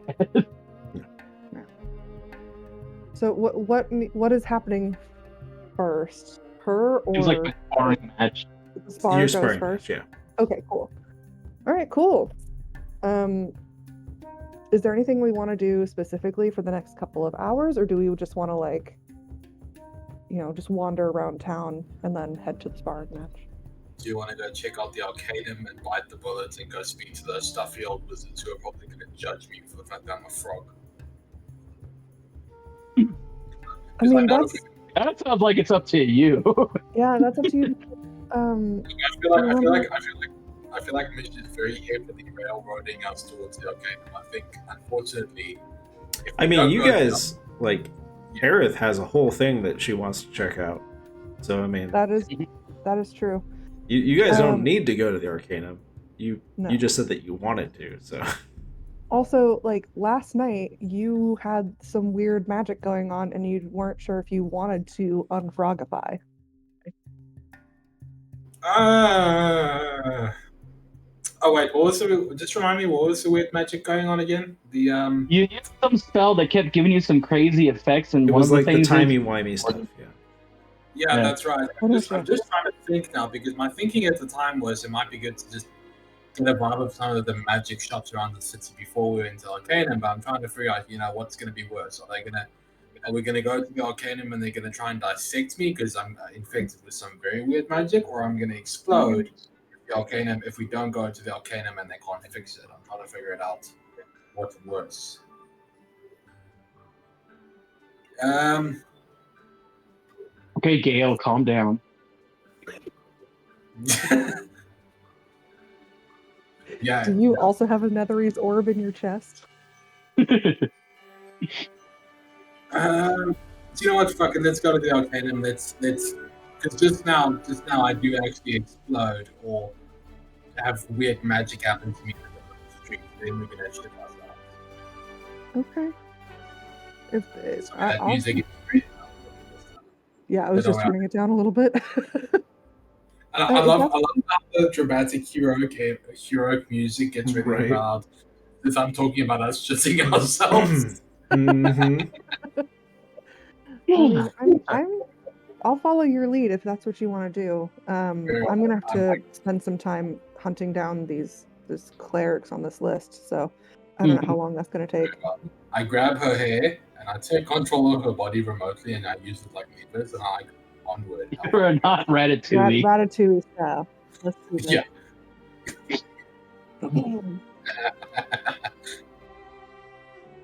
All right. We've got what time you need to leave in 45 minutes ish, right? 2:30, I think. Roughly. Yeah, Okay. because my Oh, right. I'm gonna meet You're- my friend you're at like ahead. I'm gonna meet my friend like 3:30, and the navigation says it's a 40-minute trip. Okay. Okay. Okay. So yeah, I guess we head to the Arcanum. Okay. So Yeah. you head back up to the second tier. Oh God. Back here again. Yeah. But the path to the Oh, Arcanum boy. is not so bad. Like, I mean, it's later in the day, more people have kind of gotten out and about. You see more of a mixing of classes, so to speak, on the streets now. And while like the disdain isn't necessarily gone, it's just, what are you gonna do? Like, there's people going about their business, and they'd rather go about their business than stop and sneer at everybody. So it's not too bad. It is definitely like walking into a gentrified neighborhood, but it's There's a Target and a Home Goods for some reason. yeah, Target. No So- Walmart to be seen. No, nowhere, absolutely not. But you do get some directions. Like, the guards are more than amenable. They're willing to direct you if you want them, or allow them to. And I turn that down. A little loud for me. Okay. And you end up going to kind of the north. What is that? Eastern corner? Quadrant, I guess, of the city. And so that you go by foot, that takes a while, but the guards give you like, hey, just take one of these. They're basically transit trains, like little street carts. And you get there relatively quick. You get out, and a large portion of this quadrant is taken up by the Arcanum's campus. And so it started off as like a single building and has become this sprawling network of neighborhoods and whatnot. And you start seeing kind of like gardens and a lot of old work, old masonry. It has this very old vibe to it. The gardens and forests here are kept very well, but they have this, I don't know, it is kind of like this cozy vibe that you get, and you see all of this before you even get to the gates of the Arcanum. And once you get there, this part of the campus is public, and so the gates are open, and so you are able to walk inside, and it's like kind of going to like an Ivy League school almost. Like that's kind of the sensation that you're getting. Everything kind of has this sense of not only heritage but beauty and wonder. You see, not long after, I should say, not long after you enter through the gates, you do see a statue of Felden Kierwick, who was the founder. And going past that, you see the main entrance. And this building is got like large, it's kind of Gothic Roman-esque, I guess you could say, like long tall columns supporting big large arches and stained glass windows. It's got kind of like the wrought iron spikes here and there to keep off birds from from the tops. Yeah, but it's a very architecturally fascinating building to look at. It just kind of has like this very classic design. You walk in through doors that are already open, but they're large, heavy wooden doors. And inside you see, again, these same large vaulted ceilings, these flying buttresses supporting the walls, and the glass stained windows, lots of art along this corridor, scenes of students in session, kind of like interpretations of magical events in the past, like the Dawnbreak, like Felden Kierwick finding the first spell, and so on and so forth. And before you get too far in, there is an individual who's kind of like in black robes with kind of some white necktie, ascot type situation going on, and he comes up to you and is like, you are new, I presume. I don't recognize your faces. And he looks human, middle-aged, kind of brown hair, kind of a kindly face. And just waits for an answer. What is up, my Q-word? I definitely have not been here before. Neither have I. Let me introduce you to my friend Cobb. Talking frog. Awakened. Well, you would think. He is actually a wizard.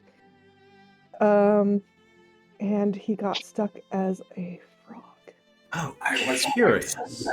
I was once a man. Yeah. He's human.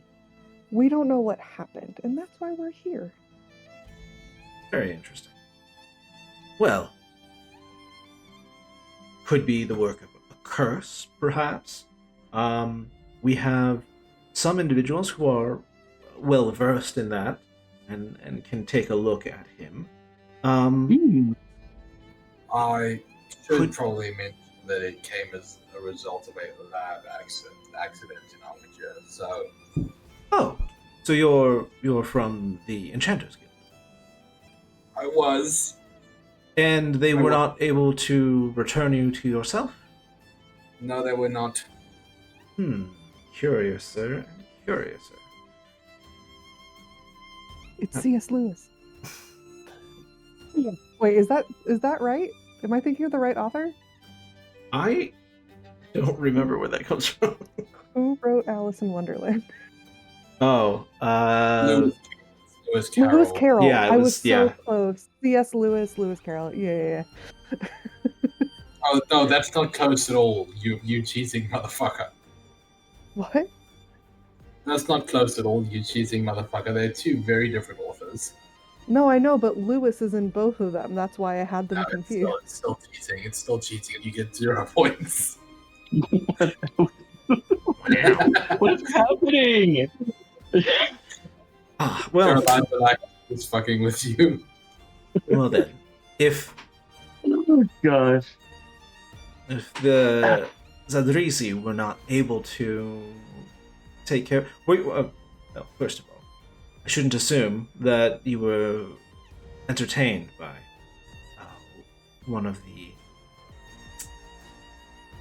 what do they call themselves? I've lost it.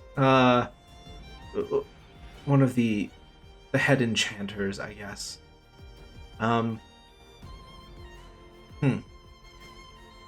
Who were you looking? Who tried to reverse this unfortunate phenomenon? Well, I suppose Mish, out of character, would now be a good time to actually possibly, I don't know, have a flashback to how this accident actually happened. Sure. You say it's a lab accident. Yeah. Well, it was definitely a lab accident, but you and I have kind of been dancing around the issue of what actually happened and whose fault it was this whole time. Fair. I've kind of been under the impression that it was, you tried to do something and you didn't do it quite right, and so something went askew, and that had large unintended circumstances. Are you picturing overt negligence on my part, or A mistake of some sort? That can be up to you. How much of that was just laziness or indifference, or who knows what? Or maybe it was just poor technique. Overconfidence, if we're talking about Cobb here. Or overconfidence, yeah. You could have tried to bite off more than you could chew. Yeah. No, don't do it. Well, look, would I have been seen by the first enchanter for it, and would they have at least tried to help me out? Likely not, no. Likely that they wouldn't see me, or they wouldn't try to help. Both. Yeah. I kind of turned to sorry, sir, we didn't actually get your name. My apologies. I've been looking for their names for a second. Quick, Pokemon name generator, go. Yeah, it's that's basically it. In your track list. I think it's probably appropriate that for the Englishman you play that for us now. Yeah. Oh, That's great.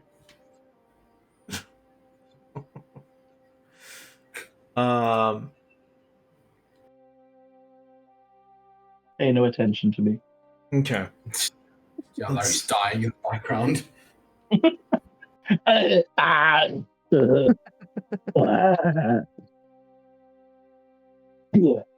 You can, well, most of my students call me Professor Valadon, but please, my name is Aravan. Nice to meet you, mate. Okay, so Aravan, I'm gonna level with you. There was an experiment involving a dragon's head, decapitated, and Dragons are considered myth. oh fuck. Okay, can we say a drake's head or a basilisk's head or Basilisk works. Yeah. okay? Let's say a basilisk's head that I was performing some mutative magic on as an experiment. The Enchanters Guild are of the opinion that it was frozen and stored properly. I'm of the opinion that it wasn't, and they should have told me as much. The first enchanter refused to see me when I asked him to see if he could reverse the spell, and they very kind of left me to my own devices. I was not hugely popular in the Enchanters Guild, so when I was turned into a frog, they didn't exactly feel eager to help me out. Oh. Improper storage. So you were attempting to refreeze. I assume this. No, what Creatures happened was they assured me it had been stored properly. I was experimenting with mutagenic magic, possibly for medical purposes. Oh. The idea was that, practice it.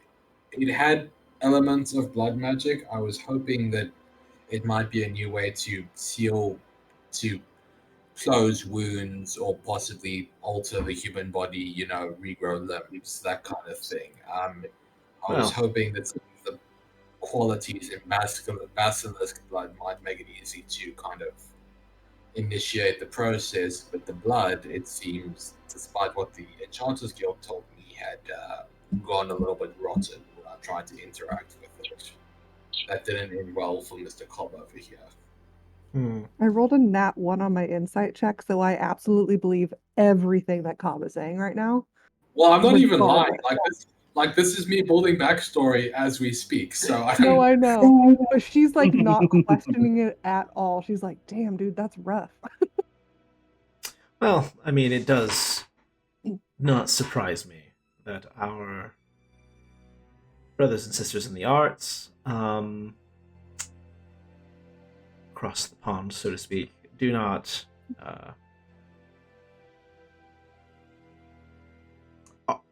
are careless with both their specimens and their students. So, they're a bunch of bastards, aren't they? And let me guess, they still expect you to pay your tuition. Oh yeah, they've been sending bounty hunters after me and everything. None of them already. None of them on this continent, but on the way here, I had to deal with a few of them. Well, I had to run away very quickly from a few of them. That is wise. Yeah, so, yeah. Like I say, I had a bit of a habit of having a very big mouth in the academy, so they seem to have went for the hammer quite quickly when the opportunity arose. At least it seems that your transfigured form was proportional to your human form. What does that mean? Woo! Sorry, that's this guy. I just perhaps a banal observation. Big mouths, frogs, and all. Cat's just sitting there smiling, all goofy. Yeah, I literally give this professor a nux. Like, hell yeah. He's like, yeah, you found it. Bro, I haven't even been fucking rude to you yet. Come on, I'm trying hard here. My apologies. I could not resist. It's all of these students, I swear. So Gen Z, what can I say? Well, that is a very interesting predicament. I am, unfortunately, my expertise lies in more alchemical endeavors and illusion.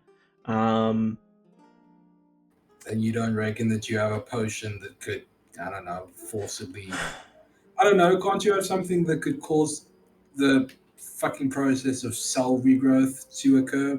Maybe cause me to kind of grow back into a human slowly? I don't know if I'm making any sense here. I'm not entirely sure that would work. Primarily...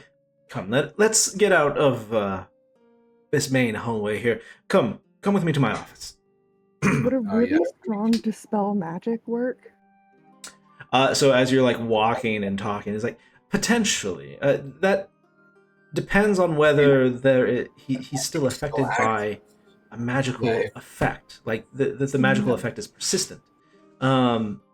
If if it, it could have just been so strong in the moment that my new default is this.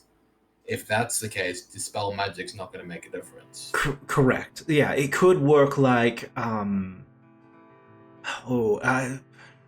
there's stories telling of like mostly our first mage, Felden Kirwick, having magics at his disposal that could fundamentally change the shape of a person. What do you think? You think I accidentally got hit with a true polymorph or something? Well, I mean, maybe. Or even true polymorph has a time limit. Yeah, there are. Someone earlier in the day mentioned something about angering a god. It is kind of in that scope.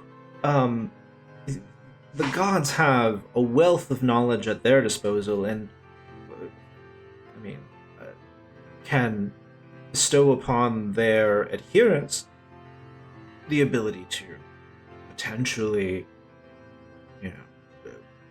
manifest a person into something entirely different and potentially keep it that way. I am unaware of any magic that does exist that does this. At least as a spell that we mere mortals can use. Without such divine or abyssal knowledge. I feel like the gods keep that kind of stuff close to their chest. So, and he directs you down another corridor. And as you're walking, you're walking through wing after wing of this institution, and there is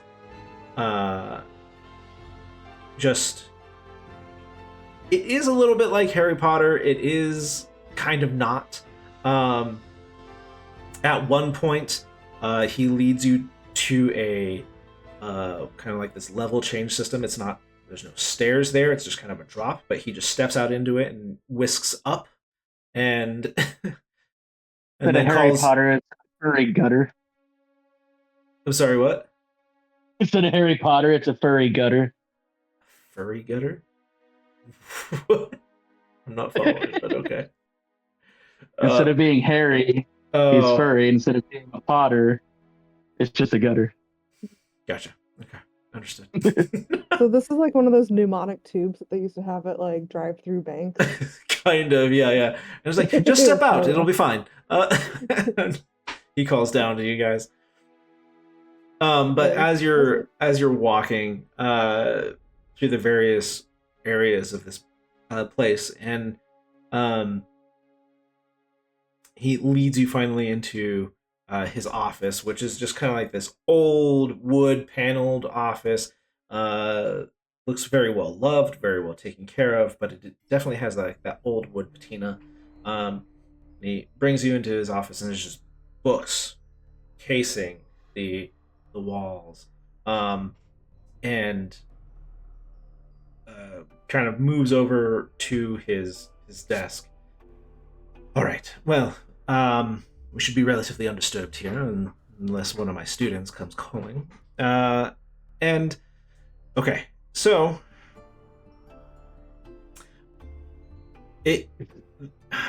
weird things have happened when mages attempt either new things or things that they have not been prepared well for. The running theory that we have, as best as we can guess, best as we can see, is that, when you conduct a spell, you're doing things in such a way, in such a pattern, that produces a reliable effect. And so, for us here at the Arcanum, we tend not to think of things as spells unless they can be reproducible. And to boil it down, and I'm sure the Sahiradim has taught you this in some way, shape, or form, but you have you, the practitioner, and then you have this source of energy that you're trying to reach into to grab this potential and realize it in reality. And the spell is the pathway to get there and to receive that potential reality. And so it could be a mispronounced word. It could be a gesture that wasn't correct. It could be any number of things. The wrong component. So the side effects of this type of phenomenon are wide and varied and could be catastrophic, like city leveling, or you could separate yourself forever from this magical spark that you have. So, or it could be the kind of thing that could give a man a vent. Yes, and perhaps a large mouth. Someone's gonna find frog droppings in his morning coffee. My apologies. My apologies. I could not resist. So I love how the only. I think it's probable that I'm the only student in this fucking place who's self-aware about the fact that he's got a large mouth, and you choose to pick on me about that fact. That's been remembered. That will be made note of. I mean, it's the ones that are self-aware that can joke about it. Fair point. Continue. So, as we were saying, this is going to take a considerable amount of research in order to pin down what actually happened to you. Is this a fundamental change of you as a person? That the immutable soul was changed, or is it just a persistent magical effect? So, just in the briefest examinations, do you mind if I can touch you? Yeah, go ahead. Do you mind if I just give some of my own thoughts while you do? You do what? Do you mind if I just speak some of my own thoughts while you do? Just I do have a few observations of my own about the frog form. Sure. By all means. Perfect. And he grabs, reaches into his sleeve and grabs out a wand and places his hand on you and does a quick little spell to cast Identify.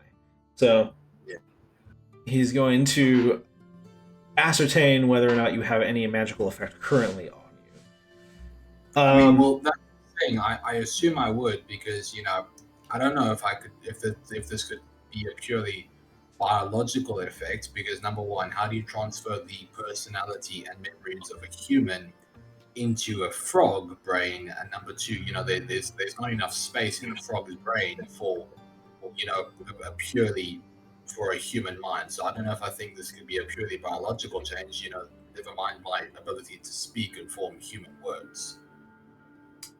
So the spell takes all of a moment to cast, and he takes his hand away and says, perhaps was there, let me ask you this, if that is the case, was there ever your body? Did you leave your body? Did you see your body left behind? No, that's the one thing I checked thoroughly, because I thought, my first thought is, oh shit, I've been transformed. Well, my first thought is that my mind had been transferred into a frog. I kept a few fucking little frogs in a canister in my research chamber, but they were all accounted for, and I didn't see any evidence of my body. It was just a big explosion. So presumably, my body is looking at now. You know what I mean? Okay, that gives me some information. What was the exact nature of the spell? Do you know the spell you were trying to cast in your experimentation? Okay, I was essentially have your mages who specialize in more medical magic spoken to you about stem cells and how they convert into other new kinds of cells very easily? I was essentially trying to do something very similar with the basilisk blood. I was trying to use it to stimulate cell regrowth in another body, or rather in another animal.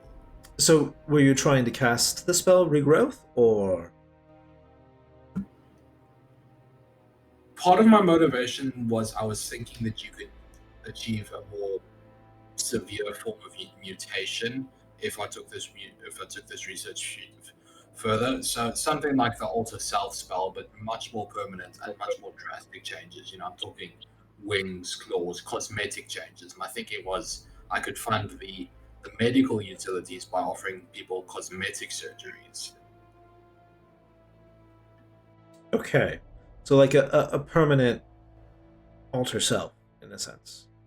A very permanent, very, very powerful Alter Self is what I was thinking. You know, the ability to stitch wounds back together. You know, I was thinking that even the basilisk blood itself could have medical properties if you treated it properly.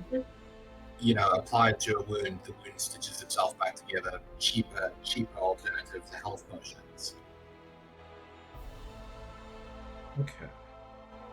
And what was your magical ability before this? Like what, say kind of like what kind of class were you in? Look, I was primarily a chronomancer, but you know, this was one of my secondary fields of study. To be honest, Let's say the chronomancy is kind of a new thing, like something that you're feeling out. So okay, yeah, okay, yeah. perfect. So I mean, you could have been an enchanter, but like what kind of, basically what he's asking in a mechanical sense is like, what level of spellcaster were you? Okay, well, I was a look, man. I'm not going to be honest. I was still new to the academy. I was only a first-year student. Okay. Does bring some of it into perspective. Look, I understand that at face value, it sounds like I was being very reckless, but I was working with a pathetically tiny amount of blood. I was not just throwing random ingredients into a cauldron and pressing random buttons, if you know what I mean. Right. Well, blood is one of the I'm not going to shame you for trying to use blood. I'm not going to say that, oh, how could you have done that? The Arcanum, a bastion of magical ethics as it is, has still researched some blood magic. And to be frank, it is wildly unreliable. It is too close to the profane, and it tends to lean itself that direction in most cases. So, I would say stay away from the blood, perhaps, but not to say that we haven't done our own investigations there. Let me put you this way. Obviously, I hear what you're saying in terms of blood magic. You know, only necromancy is riskier and yuckier. But I wasn't using blood magic in the sense of there's blood magic that is blood as a metaphor for the soul. There is blood as a metaphor for life force. I wasn't engaging in any of that. I was operating with it purely on a medical perspective. There wasn't any summoning rituals. There weren't any overt ties to any other planes. This was purely a mutagenic process, or at least it was supposed to be. Right. Yeah. A transfiguration on this kind of scale. It is power. You're looking at powerful arcane energies to harness, and if you don't have the training in which to do so or the support to do so, well, I'm not surprised something has happened to you. Let me say that. Well, look at it this way. In hindsight, I'm not surprised either. So, one second. What are you two? What are the other two doing right now? Cat is currently looking at the books as if he knows exactly what he's looking at, but he really can't read any of it. What is Aerith doing? I've just been like listening. Okay. Yeah. Okay. All right. Just wanted to check in. Okay. So Like he just kind of goes over, looks at a book, and goes, "Oh," and it's just like it's like no idea what's going on. Yeah. All right. So, well, this is a very unique case. I will tell you that I have found no magical persistent effects on you. So whatever has changed you, and since you have lack evidence of your own body being left behind, and while it is still possible, your body could have been swapped with something else, and they have hid it from you. I am erring on the side that whatever has happened to you has changed your fundamental characteristics as a person, and you are now a frog that can talk. So we're less discussing a situation, and excuse me, I'm going to get into the techno bubble here, but let me enjoy this. We're less discussing a situation like a polymorph where your form is temporarily magically turned into something else. We're talking something more along the lines of an actual mutation, albeit a very stable one. Correct, yes. I believe... it is not my realm of expertise. But I mean... There is, like I was saying, like this godlike transformation magic. That has similar effects, though. If I remember correctly, differentiates. Like, or not? No, not correct.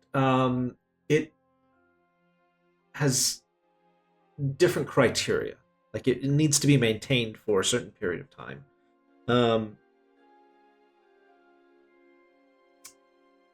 And this seems slightly different.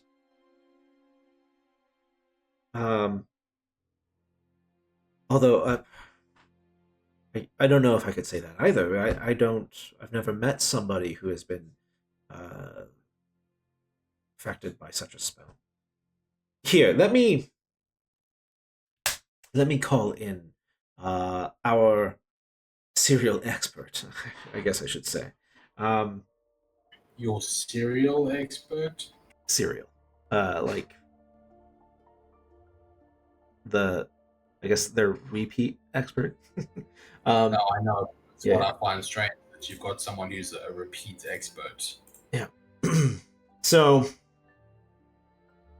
he goes over to what looks to be like this very polished agate, and it's kind of like a half dome, and he just kind of flips it over, mutters something under his breath, and then starts speaking out. And it's like,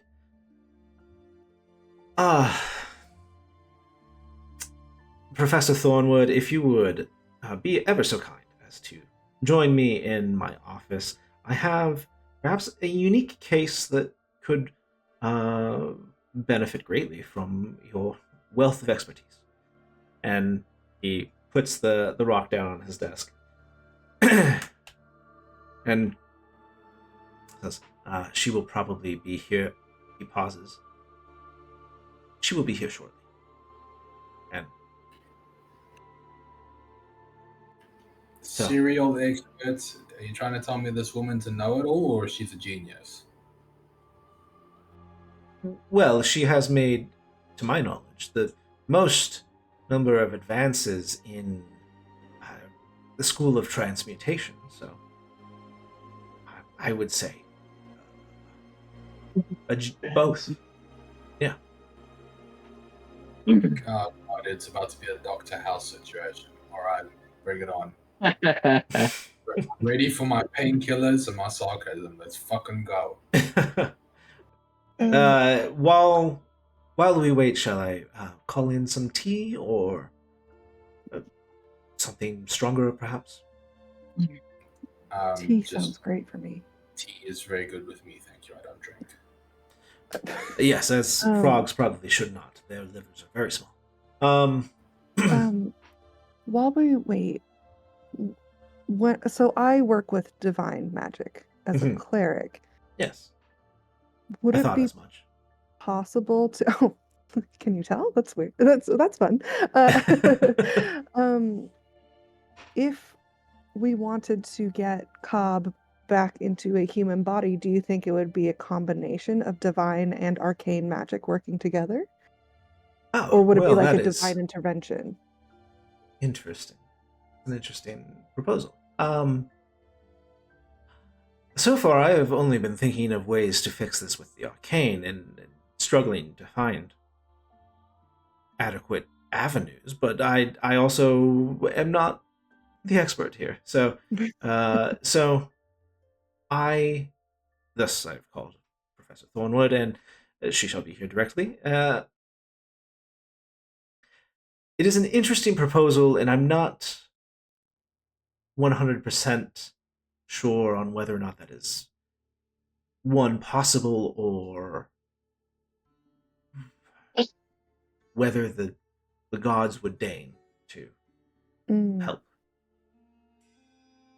Because Oh, thanks very much, Professor, telling me I'm expendable. Okay. No, that's not what he said that's at not what all. I said.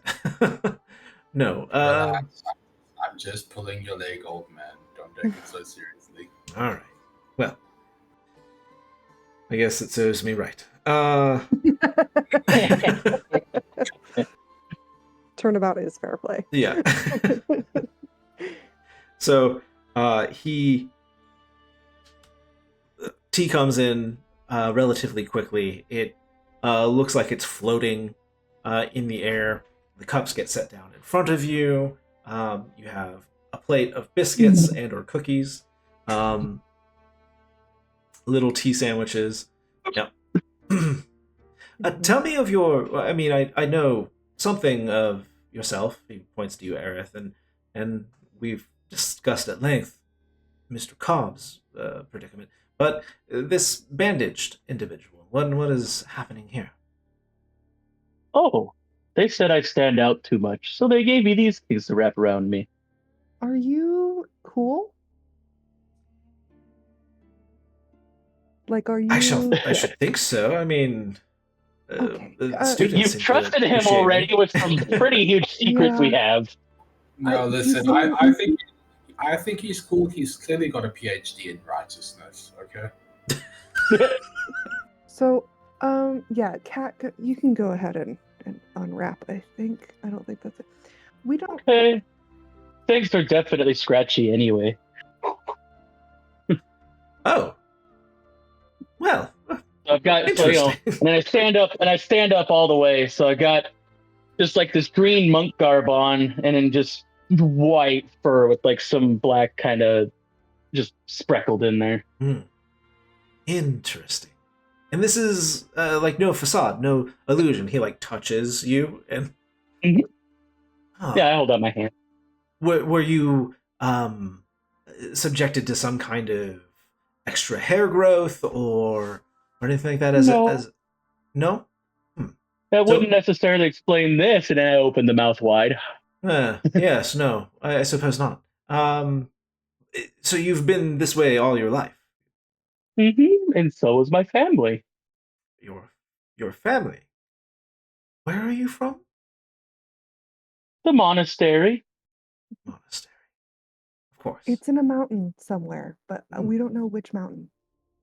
Big forest surrounding the mountain, too. There are many mountains in this world. I found him in the desert in Arcture. There are the next to no mountains in that area. I know, but what I'm saying is that's the earliest place we can confirm he was. Before that, we've got fuck all idea. That We are a is party of fascinating. mysteries. Yes. I don't know how else to explain it. How do We have you? a cat man. He does like We have a gesture frog. to you, Aerith, and it's like, how do you fit in all of this? This is. Oh, Do you have my some goddess. secret thing? yeah, my goddess just stopped talking to me like 3 weeks ago. So trying to find out what happened to her. I am so sorry to hear that. That Yeah. that must be very, very tough. Oh yes, I've moved over to Silveril. Silveril and Ashtariel. Okay. They're helping me out Okay. in the meantime. But yeah, it's not great. I imagine not. No. Mm. It's Scepter has. Wait, did you say Scepter? No, Mm-mm. you didn't say. But All right. I probably do still have my pendant out. I Oh, didn't put okay. it back. Yeah. Oh, are you? So you're with the Gods of Union, but I see a pendant of Scepter. Is that Yeah. who has stopped speaking to you? Yes. It was overnight. I woke up in the morning to do my prayers and Interesting. nothing. That is fascinating. And apparently there's a whole list. I pull out the list from my bag and apparently there's a whole list of us that got excommunicated. What was that? I could not have planned that better.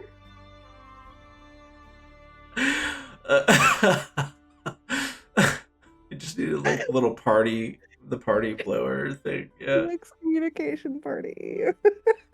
Ah, I Yeah. guess I missed something because I'm not listening to the music. no, it was a Oh, visual no. effect on her camera. My computer has some sort of like AI, and so when I did air quotes, it sent balloons up in my background. Oh no, that's hilarious. Oh, oh, Oh, well, that's good. Okay. Anyway, yeah, I and I I don't think I met with the temple leaders this morning, and something didn't feel right. hmm. So I went There inside. are histories of adherents of Scepter having been uh, cut off, so to speak. Oh, What I think one of the more famous individuals or uh, instances of this occurring, mm, and I know I'm not religious myself. Like they exist, I acknowledge that, but I don't adhere to totally their philosophies. Wow, fine. tongue twister. It's my religion, not yours. You don't. It's fine. Um, but they, I think one of the more famous individuals who kind of made something of himself after the fact was, struggling with his name. He's one of the founders of the Explorers Guild, or the Explorers League. League of Explorers. One of those. Um, he's no longer with us, but the remaining founder is. She's an elf, and I understand was close with their. I think he became their first man at arms. Um, so, yeah, perhaps looking or asking her what that might have been. Yeah. Do Oh, you happen to know her name? yes. So, her name, Fravlas. Oh, Iotharian Fravlas. can you spell that? Yes, this professor certainly can. But yeah.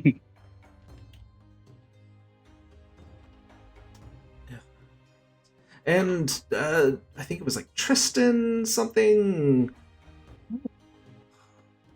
Osborne, Hawthorne, something like that. Iotharian will know. Okay. Um, Cool. and before, you know, you guys sit in some idle conversation as, you know, Kevin, do you need to go? yeah, I'm looking at the time here. I'm gonna put some notes for myself in the general chat. Okay, so I'm just going to introduce Professor Thornwood really quick here. So You guys have some idle communication, and then the door just kind of like slams open, and you see this. She looks kind of young, like 30s ish in terms of appearance. Long, kind of curly hair that kind of goes down to her skirts. This big old witch's hat kind of situation, and she's like, "Wait, there's something. Is there's? You called me for something exciting. What is it?" And as this hodgepodge of people are just standing there. Hi. yeah, exactly. And so that's where we'll end. Okay. Amazing. Yeah. Great session. Yeah. I feel like That we got was so much done in one day. Yeah, right. We're yeah, still waiting for our pirate friend that just still hasn't shown back up yet. But which still the might be same day. concerning, perhaps, but Yeah. Yeah. yeah, there's a lot to mull over. All right, Yeah. was good That was awesome. Thank you, Josh. for sure. Yeah, My thank you pleasure. very much, guys. My pleasure. I love this. Me too. I was telling my hairstylist about it yesterday. I was like, let me tell you all about this campaign. Because she likes D&D as well. I Oh, was that's like, great. We're doing like a goals-based thing, and I've played in this world before, so like I know that this is going on, but like my character doesn't. And like, it was very fun. Yeah, Did that's you great. talk Yeah. about your racist frog friend? No, no, I mostly told her about my cleric. Okay. Okay. I put my summary of what we are going to do next to help me remember, and then Okay. what we're doing currently at the moment. I still have to put up the recap of last session, but yeah, well, I'm slow on those. So, anyways, Okay. that's why we record, kind of. Except the last few recordings have No DM. no DM. So, anyways, Uh, all right, guys. I will catch you guys later. Sounds All good. right, perfect, guys. Before we Thank go, you, everyone. Oh. Yeah. before we go, when do you think we should meet? Yeah. Next session? I am good for 2 weeks out. I think. 25th. That is 2 very big days of D&D in a row, and I am totally about that because that's leading up to my birthday week. So Ooh. let's do it. Okay. Sounds good. If everybody else is good with it. When's your birthday? Perfect. Yeah. The 30th. Nice. Okay. Yeah. It's like my nephew's birthday. I think he was born on the 1st, actually. But yeah. Okay. Cool. Yeah. Okay. So let's plan for the what is that? 26th? 25th. Yes, the 25th. Sorry, Saturdays. Okay. I have I was a like, whole 26th, I'm playing a one shot. yeah. I have a whole like West March campaign that's starting up at, and my church is allowing me to host it there. So that is Sundays, but that's the 19th. That's once a month. So Nice. we're good. So All right. we are totally a-okay. Sweet. All right, Alright, I'll put cool. it in the events, and then yeah, we'll go from there. Perfect. Sounds good. Excellent. Here we go. Gotta round it off, you know? I love it. You should do the air quotes again. It's not gonna do it. Come on. Maybe you Something have had to to say happen. something sarcastic and get your fingers in the frame. There it is. Yep. Nice. No idea. Okay. Anyways, drive all right. safe, Kevin. Yep. Enjoy you. the monster truck rally. Well, no, it Oh, was yeah. a different thing. Oh, okay. Well then, enjoy that. Because I did this today, they moved that to Sunday. Oh, they moved a whole rally for it? No, I'm just kidding. Yeah. No. Well- They got tickets for a different day. I know. Yeah. We'll have fun at it when we Yeah. go. Exactly. All right. Mhm. All right. Bye, y'all. Bye, guys. Guys. Thank you.